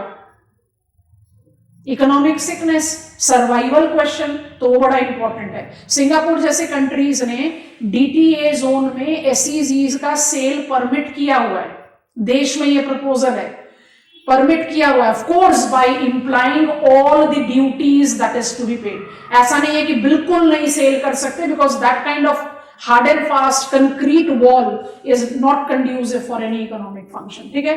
तो दूसरा प्रॉब्लम ये। तीसरा problem, land acquisition and under utilisation. Land acquisition and under utilisation, जो लैंड एक्वायर किया जा रहा है, प्लीज लैंड कैपेबिलिटी क्लासिफिकेशन को रिकॉल करो। इंडियन लैंड रिसोर्स में लगभग 40% लैंड को ऐसा कहा जाता है, लैंड कैपेबिलिटी क्लासिफिकेशन याद आ रहा है, distorted triangular diagram, no land use 8 class category. तो जो हमने क्लास कैटेगरी डाली थी वो अरेबल लैंड के लिए डाली थी, माने जहां पर आप किसी तरह का wild life, forestry, cultivation apply कर सकते हो। 60% लैंड वहां ले जाओ। 40% सर्वे ऑफ इंडिया कहती है वेस्ट लैंड है कंट्री में, मतलब वहां पर ना आप फेवरेबल एग्रीकल्चर डेवलप कर सकते हो, ना फॉरेस्ट्री हो सकती है, ना वाइल्ड लाइफ हो सकती है। आप एसईजी के लिए उसको मोबालाइज करो। लैंड एक्विजिशन 2005 से ही प्रॉब्लमेटिक रहा। गोवा का केस बहुत अच्छा केस है। गोवा के केस में ऑफकोर्स थोड़ा सा हिस्टोरिकल है। आप मान लो कि कोई एक area special economic zone declare किया गया, स्पेशल इकोनॉमिक जोन डिक्लेयर करते ही वहां की लैंड वैल्यू शूट अप करेगी। आपने और मैंने वहां पर लैंड एक्वायर किया as a potential exporter. Land acquire करके हम अपनी इंफ्रास्ट्रक्चर को भी डेवलप भी नहीं करे, खाली लैंड एक्वायर किया हुआ है।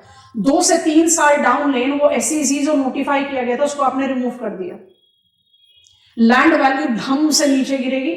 आपने जितना पैसा इन्वेस्ट किया 2 साल के बाद आपको उसका भी पैसा ना मिलने वाला, इंटरेस्ट तो छोड़ दो। तो इस तरह की चीजें क्यों हुई? क्योंकि एनवायरमेंटल क्लॉजेस। दूसरा सोचकर देखो, एसईजी में कौन सी एक्टिविटी परमिटेड नहीं है? एग्रीकल्चर। अरेबल लैंड को अगर आप एसईजी में कन्वर्ट करते हो, लैंड एक्विजिशन की बात हो रही है, अरेबल लैंड को अगर आप एसईजी में कन्वर्ट करते हो तो कौन सा बड़ा बड़ाई का काम कर रहे हो? गड़बड़ी कर रहे हो। इकोलॉजी को तो छोड़ दो, आप एग्रीकल्चर जॉब को कट करके सर्विस में जॉब क्रिएट करोगे या मैन्युफैक्चरिंग में क्रिएट करोगे, it will be back to square one. Food security concern अलग प्रॉब्लम होगा, इकोलॉजी अलग प्रॉब्लम होगा। तो लैंड एक्विजिशन के पूरे क्लियर कट नॉर्म्स, कहां पर एक्वायर किया जाए, कहां नहीं किया जाए, with none of the faulty practices, because it always comes up with faulty practices. अब अरावली का जो रीडेफिनेशन वाला बात है, उसको हम लोगों ने बहुत strongly as citizens of India react किया, क्योंकि it is by default going to push to illegal mining, जो ऑलरेडी है बहुत रैम्पेंट। हरियाणा में है, राजस्थान में है मेजर। और अगर उस डेफिनेशन को अप्लाई कर देंगे तो by default will be repeating what we have taken with Hasdeo forest, जो इतना लाइमलाइट में नहीं आया। ग्रेट निकोबार, बेचारे लोकल पॉपुलेशन रगड़ रहे हैं। लोकल कौन से पॉपुलेशन है वहां पर? ट्राइबल हैं, ट्रेडिशनल फॉरेस्ट ड्वेलर्स हैं। क्योंकि यहां पर दिल्ली हरियाणा जैसी बात आ गई तो सोशल मीडिया पे बहुत ज्यादा वायरल हुआ, and that is the reason it came into forefront, and we had ministry of environment, forest, climate change coming up with the assurance, कोई नया माइनिंग परमिट नहीं दिया जाएगा। And by default there is no logic of reclassifying Aravalli. Old mountain है, important barrier है, वो रहना चाहिए। तो पॉइंट जो हम कहना चाह रहे हैं वो ये है कि लैंड एक्विजिशन में किसी भी तरह का कोई भी क्रूनी कैपिटलिज्म का रोल नहीं होना चाहिए, क्योंकि इट बाय डिफॉल्ट जो चीज लाइमलाइट में आ जाती है, आप उसको रिवर्ट बैक भी करोगे तो भी तो इकोनॉमिक लॉस है। हमने वेस्ट बंगाल का इकोनॉमिक जर्क देखना कब से शुरू किया गया? सिंगूर के बाद। और गुजरात का कैस्केडिंग ग्रोथ कब से देखना शुरू किया? जब वो टाटा नैनो के लिए अडॉप्शन ग्राउंड बना, उसके बाद से कोई लुकिंग बैक नहीं है। क्योंकि वेस्ट बंगाल ने अपने लिए कौन सा इमेज दे दिया कि हम आपको परमिशन देकर भी बैकआउट कर सकते हैं, और गुजरात ने क्या इंप्रेशन दिया? That once it is permitted it will not be backed off. वहां पर हम उसी को एडजस्ट करने की कोशिश करेंगे। तो लैंड एक्विजिशन का वाला क्लॉज है। एनवायरमेंट को भी देखो, एग्रीकल्चर को भी देखो, डेवलपमेंट को भी देखो, this is important. And under utilisation दूसरा इसके साथ अटैच प्रॉब्लम है। जितना लैंड डिवोट किया गया वो भी अंडर यूटिलाइज्ड है, क्योंकि आप एसईजी को मान लो डेवलप कर रहे हो किसी रिमोट इंटीरियर्स में, तो बाय डिफॉल्ट एक्सपोर्ट प्रमोशन के लिए वहां पर आपने ग्रीन फील्ड, तो नया मैन्युफैक्चरिंग, नया सर्विस इंफ्रास्ट्रक्चर क्रिएट किया, नया जॉब अपॉर्चुनिटी क्रिएट किया, नया इलेक्ट्रिसिटी इंफ्रास्ट्रक्चर डेवलपमेंट किया, उसको लिंक करोगे पोर्ट से, दैट काइंड ऑफ डेवलपमेंट वो भी अंडर यूटिलाइज्ड है। Most of the SEZs have not utilised as yet the cent% land allocated to them. तो ये तो अपने आप ही प्रॉब्लम है, क्योंकि अगर वो cent% land allocated would have been fully utilized, तो ये जो सनसेट क्लॉज था इतना बड़ा चैलेंज होता ही नहीं एसईजी सेक्टर के लिए, क्योंकि ये तो पता ही था कि टैक्स हॉलिडे खत्म होगा in due course of time. ठीक है. Next challenge number next is infrastructure development. वो तो ओवरऑल इंडिया में ही प्रॉब्लम है. That is not at par with global special economic Jones.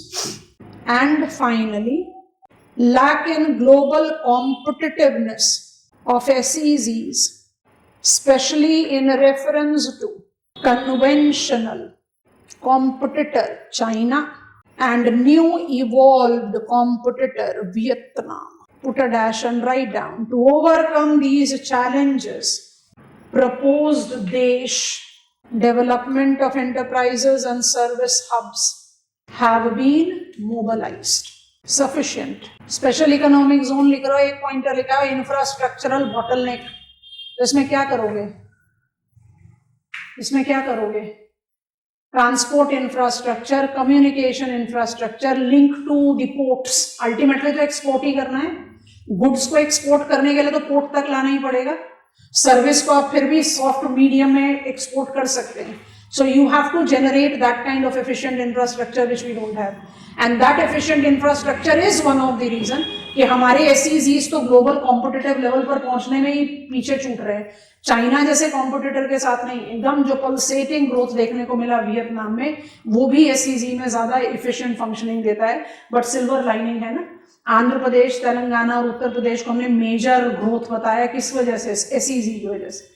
तो ऐसा नहीं है कि डेवलपमेंट नहीं है, but these are the challenges that justifies कि ठीक है अब टाइम आ गया हमें इसको मॉडिफाई करना है. And that is where we are having देश. This is trade for us. Let us get on to our last block of study. बचे हुए 5 टॉपिक, एक्चुअली 4 ही हैं. कंटेम्प्रेरी इश्यूज उसी में ऐड ऑन हो जाएगा. सिलेबस पेज खोल लो. कौन कौन से टॉपिक्स पढ़ेंगे यहाँ पर? पहले लिख देते हैं, फिर हम इसको कहते हैं Indian human geography. Physical and economic geography कर लिया, तो लेफ्ट आउट 5 टॉपिक्स. हम शुरुआत करेंगे. आपके सिलेबस पेज में आपको कल्चरल सेटिंग सबसे पहले मिलेगा, फिर सेटलमेंट मिलेगा, फिर रीजनल प्लानिंग मिलेगा, राइट ऑल बस, फिर पॉलिटिकल एस्पेक्ट मिलेगा, फिर कंटेम्प्रेरी इश्यूज मिलेगा, राइट. हम कहां से शुरुआत कर रहे हैं? हम रीजनल डेवलपमेंट एंड प्लानिंग से शुरू करेंगे.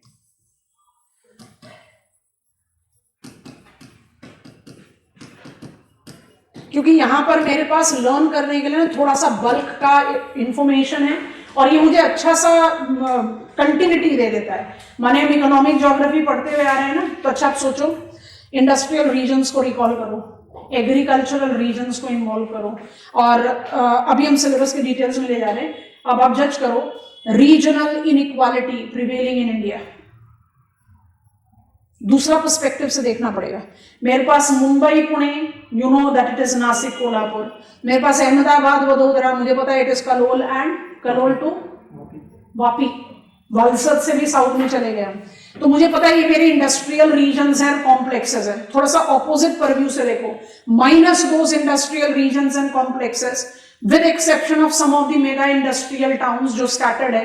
बाकी सारे इंडिया में तो इंडस्ट्रीज आई नहीं, बैकवर्डनेस आ गया ना.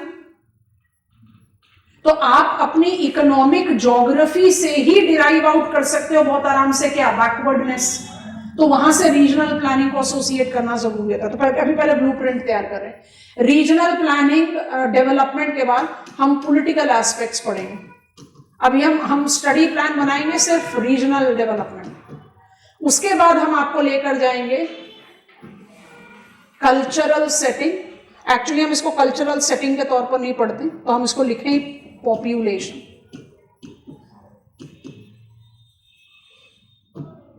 क्यों नहीं पढ़ते? जब पहुंचेंगे तो बताएंगे. आप सोचो कि मेरे पॉलिटिकल एस्पेक्ट में क्वेश्चन टॉपिक है regional consciousness and national integration. Why we are so conscious about our regional identity? Because we are very different. We are very different. तो salient features of Indian society जो आपका general studies भी है, वो पूरा crux आ जाएगा. कहाँ पर? कल्चरल सेटिंग में नहीं पढ़ेंगे उसको, हम उसको लेकर जाएंगे पॉलिटिकल एस्पेक्ट के इंट्रोडक्शन में. कल्चरल सेटिंग इसलिए नहीं लिखते क्योंकि कल्चरल सेटिंग में लिखा हुआ है major tribes and their problem. हम तो नहीं पढ़ रहे कल्चरल सेटिंग, क्योंकि ट्राइब्स को हम कहाँ पढ़ेंगे? ट्राइबल एरिया डेवलपमेंट पढ़ोगे तो पहले मेजर ट्राइब्स और उनकी प्रॉब्लम पढ़ोगे, तभी तो ट्राइबल एरिया डेवलपमेंट समझ में आएगा। तो हमारा पॉपुलेशन ज्योग्राफी होगा, जहां डेमोग्राफिक वेरिएबल्स को हम हैंडल करेंगे, ठीक है। उसके बाद हम अप्लाई कर देंगे सेटलमेंट। लिख जरूर देते हैं बट बहुत क्लियरली है कि जो ये 5वां टॉपिक आपके सिलेबस का है ना, कंटेम्पररी इश्यूज, ये कोई अलग टॉपिक नहीं है। इसके कुछ पॉइंटर्स हम ऑलरेडी कवर कर चुके हैं अपने स्टडी में और कुछ हम इवेंचुअली इन 4 टॉपिक में कवर करेंगे। तो हमने कहीं नहीं बोलना कि आज हम कंटेम्पररी इश्यूज से शुरुआत कर रहे हैं, ठीक है। अब इसी को जस्टिफाई करने के लिए पहले हम अपना स्टडी प्लान बनाएं, जैसा हम हमेशा बनाते हैं। तो सिलेबस पेज पर आ जाएंगे, let me just open it, फिर हम क्रिएट आउट कर देते हैं study plan. Regional development and planning बहुत अच्छा कनेक्टिविटी देगा, पढ़ने में भी मजा आएगा। इसकी शुरुआत हम कहां से शुरू कर सकते हैं, यहां से नोटिस करेंगे, because we will be taking up that kind of demarcation.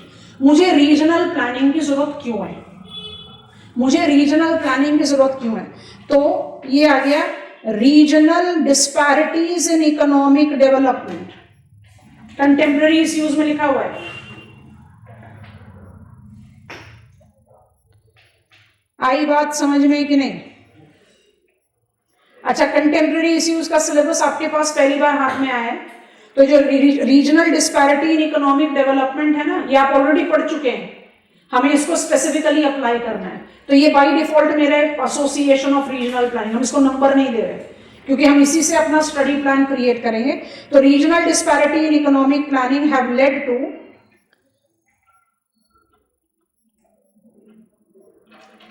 चलो नंबर 1 लिखते हैं ताकि कंफ्यूजन ना क्रिएट हो।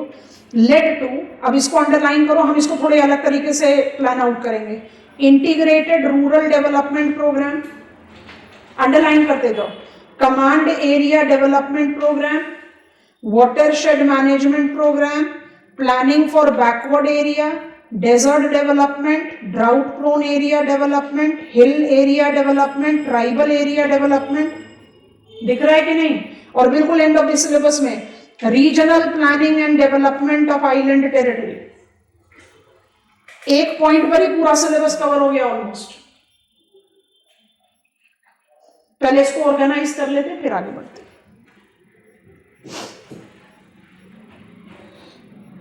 आप कहोगे इसको कैसे डिमार्केट आउट करेंगे, regional disparity in economic development? वो जब आप कैटेगरीज पिकअप करोगे तो अपने आप ही आएगा। तो हम शुरू कर रहे हैं regional aspects, regional planning. Let me just right regional planning. मेरा जो स्टेप 1 होगा,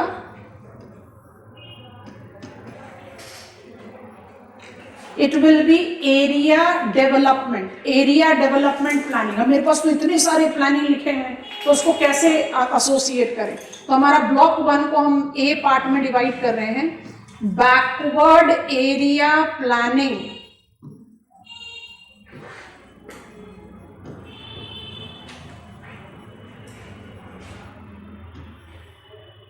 बैकवर्ड एरिया को कैसे डिफाइन करोगे? Areas that are left behind.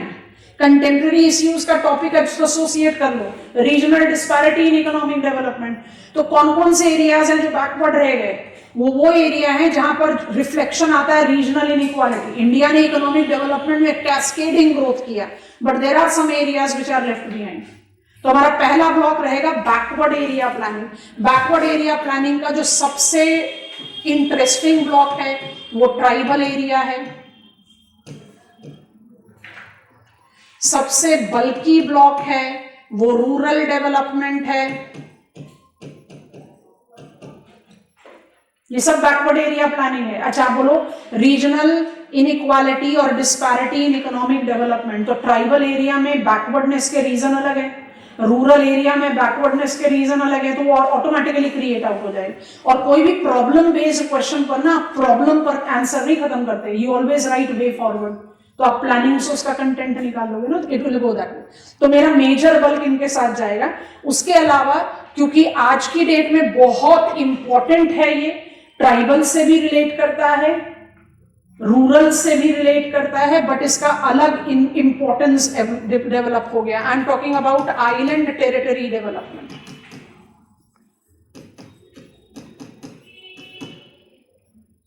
ठीक है, इसके बाद हम पिकअप करेंगे नंबर 4,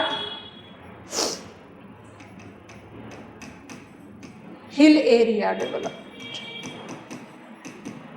हिल एरिया डेवलपमेंट सबसे छोटू सा, एकदम क्यूट सा, खत्म करने के लिए बड़े आराम से आ जाएगा। अब जरा आप अपने, हम पेज बाद में खोलेंगे, आप अपने पेज में पहुंचकर इंटीग्रेटेड रूरल डेवलपमेंट प्रोग्राम को टिक कर लो,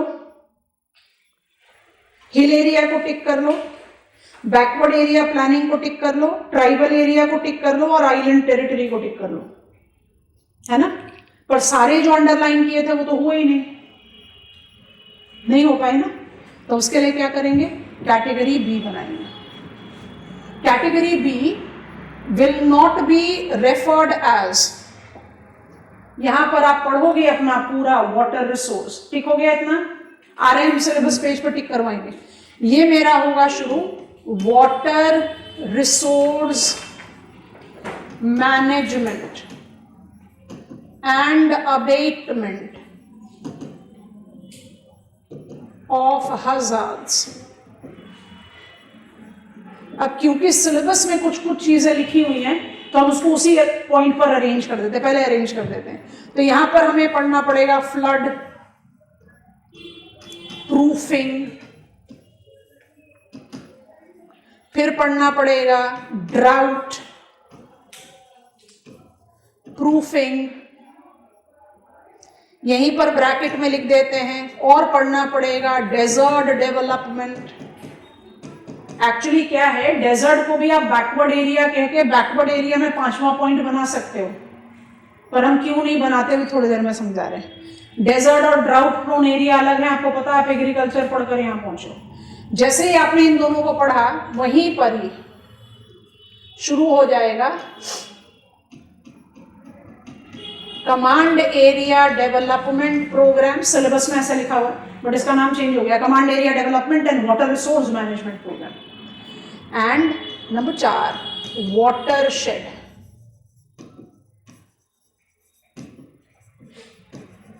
मैनेजमेंट। हम जब इस टॉपिक पे पहुंचेंगे तो एक बहुत बड़ा सा फ्लो चार्ट बनाएंगे। अभी के लिए बस इतना कि सारे टॉपिक्स हमारे सिलेबस के हमारे टिक हो जाएं। अच्छा, अब खुद से सोचो, जब आप इतने कैटेगरीज को जज करोगे तो जो कंटेम्प्रेरी इश्यूज में टॉपिक लिखा हुआ है regional inequality in economic development, उसके तो आपने एकदम मैग्नीफाइड डिटेल्स ले लिए कि किस वजह से सारे ट्राइबल एरिया बैकवर्ड है। बिल्कुल भी नहीं। Mizos, Nagas, Negis, Meenas are main streamed tribal community. तो कोई भी हम एक जनरल स्टेटमेंट नहीं देंगे, हम स्पेसिफिकली उसको समझ जाएंगे और सबका स्पेसिफिक एरिया डेवलपमेंट के बारे में बात कर लेंगे। वाटर रिसोर्स के जितने, हमने जब रिसोर्सेस का टॉपिक लिया था तो आपसे बार बार बोला था हम टच तो कर रहे हैं, अपनी नॉलेज बढ़ा तो रहे हैं, मुझे रिवर सिस्टम ऑफ इंडिया पता है, प्रेसिपिटेशन पैटर्न पता है, तो ऐसा थोड़ी कि हम वाटर रिसोर्स से इग्नोरेंट है। बट वाटर रिसोर्स की क्या स्टेटस है, क्या प्लानिंग है, वो हम इवेंचुअली रीजनल ज्योग्राफी में करते हैं, यहाँ पर है। इंडिया के वाटर स्ट्रेस्ड कैरेक्टरिस्टिक्स की वजह से union government, which has always played the role of advisory in water resource management, water जाता है स्टेट लिस्ट का constituent, have now started taking planning to its stride. जल शक्ति मंत्रालय, जल शक्ति अभियान, अटल भूजल योजना, you have to take that to your account. So water management को पूरी तरह से कवर अप करेंगे। अच्छा, फ्लड एंड ड्राउट प्रूफिंग को हमें बहुत जगह अलग अलग टिक करना है। यहाँ पर मेरा मेन सिलेबस कवर हो जाएगा, पर पहले आप अपने सिलेबस पेज में हो। हमने जितनी चीजें अंडरलाइन करी हम सबको हटा रहे हैं, हम दोबारा से उसको लेबल कर रहे हैं। आप इसके बाद ना हम आपको मदद करा देंगे, आप अपने कंटेम्प्रेरी इश्यूज के पेज को भी पूरी तरह से जो जो चीजें आप पढ़ चुके हैं उनको अंडरलाइन कर लेना, ताकि जैसे जैसे हम बाकी बचे हुए सिलेबस पे पढ़ेंगे आपको समझ में आ जाएगा yes we are done with all of them. मेरा पहला ब्लॉक जो है उसमें इंक्लूडेड है regional disparities in economic development. ठीक है, हमने इसको कैसे ऑर्गेनाइज किया, हमने इसको ऑर्गेनाइज किया, इसको नंबर 1 दे देते हैं। नंबर 1 में हमने ऑर्गेनाइज किया ए, बैकवर्ड एरिया प्लानिंग, है ना, और बैकवर्ड एरिया प्लानिंग में किस किस को ले लिया, टिक कर दे रहे हैं। रूरल डेवलपमेंट को ले लिया, है ना, हिल एरिया को ले लिया, ट्राइबल एरिया को ले लिया और आइलैंड टेरिटरी को ले लिया। इतने अंडरलाइन हो गए। तो पार्ट 1 का ए कवर हो गया और पार्ट 1 का बी कैसे कवर होगा, बी आएगा बी यहां लिख रहे हैं वाटर रिसोर्स। अब वाटर रिसोर्स के साथ क्या क्या, ध्यान से देखते जाओ। कमांड एरिया को टिक करो, वाटरशेड मैनेजमेंट को टिक करो, डेजर्ट ड्राउट प्रोन को टिक करो। कर लिया? आप बोलोगे फ्लड तो कहीं लिखा ही नहीं है, आप बोलोगे फ्लड तो कहीं लिखा ही नहीं है, तो आ जाओ जरा कंटेम्प्रेरी इस यूज में। फ्लड एंड ड्राउट लिखा हुआ है, मार्क करो उसको। फ्लड और ड्राउट अबेटमेंट करना पड़ेगा ना। अच्छा, इस ये यहां पर आपके पास नहीं है, पर आपने पिछले सिलेबस के कवरेज में इसको देखा था, तब भी हमने बहुत हाईलाइट किया था। आपका जो फिजिकल सेटिंग टॉपिक 1 है, उसमें भी आपके पास मेंशन्ड है फ्लड्स एंड ड्राउट्स। तब भी हमने आपको कहा था कि हम इसको पढ़ेंगे वाटर रिसोर्स मैनेजमेंट के साथ। याद आ रहा है? तो फ्लड अबेटमेंट भी करना है, ड्राउट अबेटमेंट भी करना है। फ्लड ड्राउट अबेटमेंट के साथ डेजर्ट डेवलपमेंट भी कर लेना है। डेजर्ट डेवलपमेंट को अप्लाई, क्योंकि आज के डेट में मेरे कंट्री में कोई प्रोग्राम नहीं है जिसको ड्राउट प्रोन एरिया डेवलपमेंट बोलते हैं, जिसको डेजर्ट डेवलपमेंट बोलते हैं, या जिसको वेस्टलैंड डेवलपमेंट बोलते हैं। सबको सब्ज्यूम करके किसमें कर दिया? Integrated watershed management. इसलिए हम इंसिस्ट कर रहे हैं कि डेजर्ट को आप बैकवर्ड एरिया में ना लेकर वाटर रिसोर्स के साथ ले लो, तो क्लैरिटी ज्यादा आसान से बनती है। ठीक है? अच्छा, वापस जा रहे हैं जरा रीजनल प्लान पेज पर। अब हम बिफोर आई राइट, तो 1 हो गया, ए बी बन गया हमारा। अब हम बात कर रहे हैं 2 की। तो आप बोलोगे 2 में सिलेबस में क्या इंटीग्रेट करें, तो हम बोलेंगे 2 में आप डेवलपमेंट लोगे मल्टी लेवल प्लानिंग। लिया? तो automatically Panchayati Raj and decentralize planning तो हो ही गया। आ रही है कि नहीं? बस ये चीज है कि मल्टी लेवल प्लानिंग में अर्बन लोकल बॉडीज को भी जगह देनी पड़ेगी। पंचायती राज बोलोगे तो आप सिर्फ ग्राम में चले गए ना, तो हम मल्टी लेवल प्लानिंग में अर्बन लोकल बॉडीज और रूरल लोकल बॉडीज सबको अप्लाई कर रहे हैं। ये मेरा स्टेप नंबर 2 होगा, हम 2 लिख दे रहे हैं बिफोर आई राइट इट। हमने क्यों मार्क नहीं किया? मेरे सिलेबस में ये भी तो लिखा हुआ है, देखो सब लोग आराम से। मेरे सिलेबस में भी तो लिखा हुआ है experience of regional planning in India, 5 year plans. इसको क्यों नहीं टिक कर रहे? इसको इसलिए टिक नहीं कर रहे कि experience of regional planning in India 5 year plan. Please recall Rostow, कितने स्टेजेस ऑफ डेवलपमेंट? 5। कौन सा स्टेज है जहां से आप कहते हो वेलफेयर स्टेज शुरू हो गया? हप, वेलफेयर स्टेट, मास कंजम्पशन। क्या लॉजिक होता है भाई? चैरिटी तो मैं तभी करूंगी ना until unless I have got saintly ideology, जो नॉर्मली नहीं होता, प्रैक्टिकली फीजिबल भी नहीं है। Returning back to society या doing charity can be possible for an individual, for a business house, for a country only when they have got sufficient growth, foundation done and liquidity in their hand. तो कोई भी nation state, centralise state होकर फिर welfare state बनता है। आपके 5 year plan domain में देखो तो आप बात करना शुरू कर रहे हो रीजनल प्लानिंग की 5वें प्लान पीरियड से। सब लगभग सब रीजनल प्लानिंग जो है शुरू हुई हमारे कंट्री में 5th plan period mid 1970s। तो फर्स्ट प्लान पीरियड से लेकर 4th plan period including annual plan में हम क्या कर रहे थे? फाउंडेशन क्रिएट कर रहे थे। तभी तो कैपेसिटी बनी कि पता चला ये पीछे छूट गए, ये पीछे छूट गए, इनको जरा इन्वॉल्व करो। And that is the reason 5th plan से आपने रीजनल प्लानिंग शुरू किया है और इंक्लूजन परव्यू को आपने फोकस देना कब से शुरू किया? 9th plan period. Inclusion, diversification, फिर आपने बात करनी शुरू की sustainability. So the point that I am trying to say is कि आप जब रीजनल प्लानिंग की बात करते हो तो आप plan, fund allocation and experience of 5 year plan by default apply करते हो। इसमें मुझे वो थोड़ी ना पढ़ना है जो आपको बहुत टिपिकल इंडियन इकोनॉमी की बुक एस दत्तन सुंदरम में मिलता है। फर्स्ट प्लान 1951 to 1956, 1, 2, 3, 4 कंपोनेंट, वो वाला काम नहीं करना हमें। हमारा रीजनल प्लानिंग कब से शुरू हुआ? 5वें प्लान पीरियड से। ट्राइबल एरिया डेवलपमेंट में मेरे पास एक है ITDP, इसकी शुरुआत हुई है 5वें प्लान से। दूसरा है माडा, इसकी शुरुआत हुई 6ठे प्लान से। तो हम अकॉर्डिंगली ऐड ऑन करते चलेंगे। सो दिस इज हाउ जो आपका experience of regional planning and 5 year plan है वो बाय डिफॉल्ट इनकलकेट होता है बाकी सबके साथ।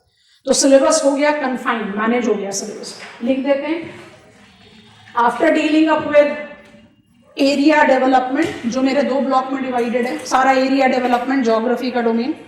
उसके बाद हम बात कर लेंगे स्टेप 2 की, हमने आपको ऑलरेडी मार्क करवा दिया है, मल्टी लेवल प्लानिंग।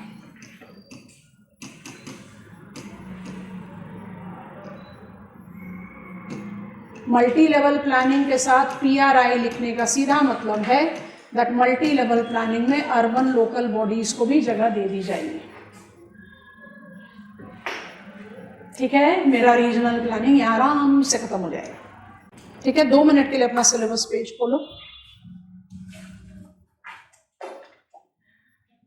क्योंकि ये स्लाइड आपके पास अब आपके हाथ में है, तो it will be more easier for me to highlight. अभी हमने मार्क कर दिया कंटेम्प्रेरी इश्यूज में रीजनल इनइक्वालिटीज गया हमारे सिलेबस ऑफ रीजनल ज्योग्राफी के साथ। अच्छा, मार्क कर रहे हैं इसको, हमने हाईलाइट नहीं करवाया था, but globalization and Indian economy आप पढ़ चुके हैं।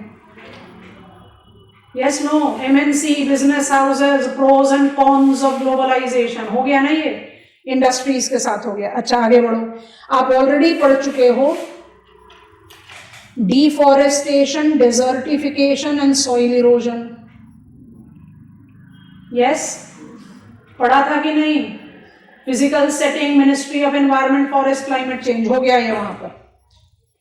फ्लड एंड ड्राउट आपने ऑलरेडी मार्क कर दिया। ठीक है, तो मेरे लिए जो टॉपिक बच जाते हैं जिसको मुझे एसोसिएट करना है विद अदर टॉपिक्स, वो सब टॉपिक बाकी बचे हुए टॉपिक्स के साथ चले जाएंगे। जैसे for example I can easily take into reference linkages of river, agrarian and industrial unrest with political geography. तो हमने जैसे आपको बताया ना कि मुझे मत मार्क करो इसको, हमने जैसे आपको बताया ना कि हम कभी नहीं बोलेंगे आज हम शुरू कर रहे हैं कंटेम्प्रेरी इश्यूज, बट फिर भी कंटेम्प्रेरी इश्यूज को तो हम क्या करेंगे, रीजनल ज्योग्राफी के इमीडिएट बाद आपको यहाँ ले जाएंगे, जहां हमें आपको क्या बात करानी पड़ेगी, ध्यान से देखेंगे। Ecological issues, environmental hazard, landslide, earthquake, tsunami, flood and drought तो हो चुके, एपिडेमिक, बट यहाँ फ्लड में हम साइक्लोन रिस्क मिटिगेशन को थोड़ा सा हाईलाइट कर लेंगे। तो हजार्ड रिस्क मिटिगेशन एक टॉपिक बन जाएगा और दूसरा टॉपिक बन जाएगा, ये आपने पढ़ लिया था एग्रीकल्चर के साथ, लैंड यूज। और दूसरा टॉपिक जो आपका बन जाएगा issues related to environmental pollution, CPCD, जिसमें आप सारी चीजें, principle of EIA, environment management and environmental degradation, तो खैर अपने आप में बहुत मोटा टॉपिक है जो आप पॉइंट हर में, agriculture is also leading to environmental degradation, soil erosion is also environmental degradation, pollution as a prominent domain. तो हम कंटेम्प्रेरी इश्यूज को सिर्फ 2 पॉइंट में पिकअप करते हैं, एक हजार्ड, एक पोल्यूशन। जहां CPCB को लेकर आएंगे तो फ्लैगशिप लॉ नंबर 3 आ जाएगा हमारे रेडार पर। जल्दी बताओ कौन सा नहीं पढ़ा है? Ministry of Environment, Forest, Climate Change is regulated of its functioning by 3 flagship laws. They are Environment Protection Act 1986 पढ़ेंगे यहाँ पर, हम ऑलरेडी पढ़ चुके हैं forest conservation and wild life protection. तो कंटेम्प्रेरी इश्यूज करके टॉपिक नहीं बनाएंगे, हजार्ड बना लेंगे और environmental pollution, that will give us the coverage. तो जो बच जाएंगे वो आपको बहुत क्लैरिटी के साथ जैसे हम आगे बढ़ेंगे will be taking up the reference. अच्छा जरा बताओ, हाँ एक और चीज टिक करवानी है, फिर रहो सिलेबस पेज पर, नहीं तो फिर गड़बड़ होती है।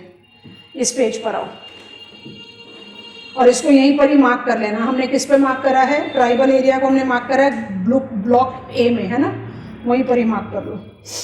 हमने आपको अभी शुरू में ही बताया हम तो कल्चरल सेटिंग आपको पढ़ाएंगे ही नहीं, हम तो पढ़ाएंगे पॉपुलेशन, क्योंकि आप कल्चरल सेटिंग में से एक चीज तो यहां से निकाल दो, major tribe, tribal areas and their problem. ये कहां चला जाएगा? Tribal area development, simple.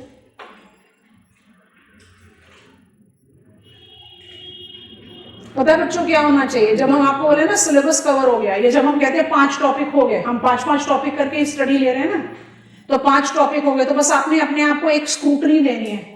आपने जो अपने सिलेबस पेज में पॉइंट्स टिक किए थे वो पूरे टिक हो गए कि नहीं?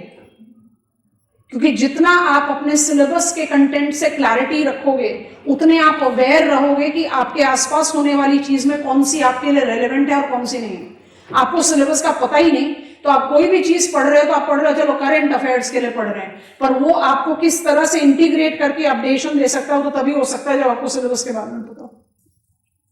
इसलिए सिलेबस की क्लैरिटी पर बहुत एम्फोसिस देते हैं। समझ में आ गया? तो ये यहां से आ जाएगा और बाकी जो आएगा वो कैसे आएगा जब यहां पर पहुंचेंगे तो उसके बारे में बात करेंगे। How do you define tribes in our country? नहीं लेकर जा रहे हैं, मैप पर ले जा रहे हैं, बट फिर भी हमारी शुरुआत यहीं से ही होगी ना।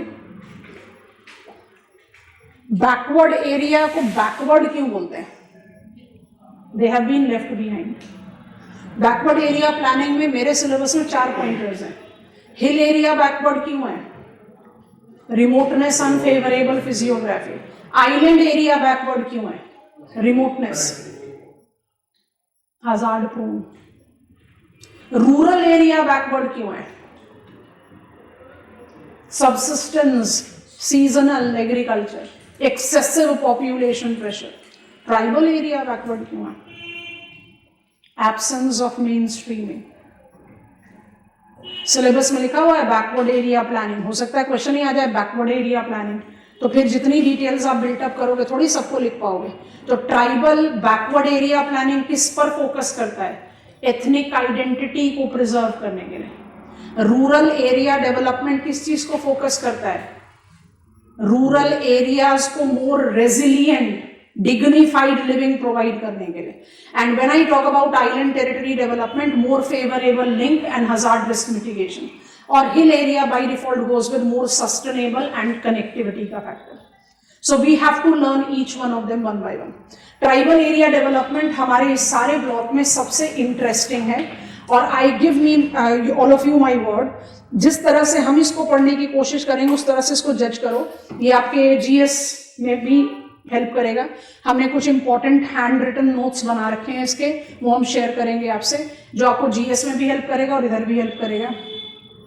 ट्राइबल एरिया डेवलपमेंट को जज करने के लिए अपने दिमाग में बस ये रखना कि मेरे जो ऑडियंस है, हमने जब इंडियन पॉपुलेशन प्लानिंग के बारे में बताया था तभी बताया था, इंडिया की पॉपुलेशन पॉलिसी को फेलियर नहीं बोल सकते और एज सक्सेसफुल एज चाइना भी नहीं बोल सकते, क्योंकि इंडिया की जो टारगेटेड ऑडियंस है वो बहुत डाइवर्स है। ट्राइबल पॉपुलेशन को सोचो, at one end of the continuum you have got Shompens and Jarawas, and at the other end of the continuum you have got Negis, Nagas, Mizos, जिनको अपने पॉलिटिकल कॉन्स्टिट्यूशनल राइट्स सबके बारे में पता है। They are by default sufficiently mainstreamed. उनमें कुछ population हो सकते हैं जो पीछे हैं, बट हम जनरल कंपैरिजन ले रहे हैं। एंड जारवास शॉम्पेन्स कौन है? इफ आई टेक जारवास, जो बिल्कुल नोटिफाइड है, शॉम्पेन नहीं है, जारवास है, सेंटिनीज है, पर्टिकुलरली वल्नरेबल ट्राइबल ग्रुप की कैटेगरी में आते हैं। वो प्री स्टोन एज लाइफ ले रहे हैं। उनके लिए आप सोचो, हम कहेंगे कोई भी एरिया डेवलपमेंट का प्लानिंग क्या होता है? एजुकेशन। तो वो एजुकेशन, स्टाइपेंड, स्कॉलरशिप, रिजर्वेशन, वो उनके लिए क्या काम करेगा? उनके लिए तो बिल्कुल कुछ काम नहीं कर सकता। क्यों नहीं कर सकता? They are still into this, सबको अगर ले लो, पर्टिकुलरली वल्नरेबल ट्राइबल ग्रुप को, they are culturally in pre agricultural time. उनके लिए एजुकेशन का मतलब क्या है? Creating awareness, hygiene, health, infant mortality को रोकना, लाइफ एक्सपेक्टेंसी को बढ़ाना, आउटब्रेक ऑफ डिजीजेस को कम करना। और वहीं इन बिटवीन कैटेगरी जो मेजर ट्राइबल ग्रुप्स हैं, जो सबसे बड़ा पॉपुलेशन साइज रिप्रेजेंट करते हैं, नाम डेफिनेटली सुना है, गोंड, संथाल, बूमजीज, गरसियास। अगर इनके बारे में बात करें तो इनके लिए है benefit of reservation, stipends and etcetera, because they are gradually main streaming, and Negis, Meenas, Nagas have already benefited from that. तो मेरी ऑडियंस ऐसी है कि मेरा प्रोग्राम क्या होगा, जस्ट पकड़ना, 2 एडजेक्टिव बता रहे हैं। It correlates, tribal area development programme goes with isolationist, छोड़ दो उनको, एंड एसिमुलेटिव, जोड़ो अपने साथ। दोनों कैसे करोगे? या तो छोड़ोगे या जोड़ोगे। Tribal area development programme incorporate isolationist and assimilative approach. Isolationist, let them be what they are. Assimilative, try to take them as it is to the mainstream. Don't impose anything on them. Panchsheel, other than Hindi Chini bye bye. 5 clauses of tribal area development. Incorporate one very important clause. Identify rights of tribals on land and forest. 1950s में हुआ, और कब जाकर Forest Rights Act आया? 2006. We have been so majorly laggards. Team them, allow to team them their own people, let them grow in their own field of expertise. There should be collaboration, not rivalry, and results should be measured with human quality involved, not statistics. क्योंकि हम normally क्या बोलते हैं, इतना invest किया, क्या return आया? यहाँ पर ऑडियंस इतनी डाइवर्स है कि रिटर्न आपको स्विफ्ट नहीं मिल सकता. तो बहुत इंटरेस्टिंग टॉपिक है. तो रूरल डेवलपमेंट बहुत बल्कि है, बाकी सब we can easily take up easy. चलो आ जाओ मैथ मार्किंग में. क्या मैथ मार्क कर रहे हैं आजकल हम लोग? ट्रांसपोर्टेशन. देखें if I have got this.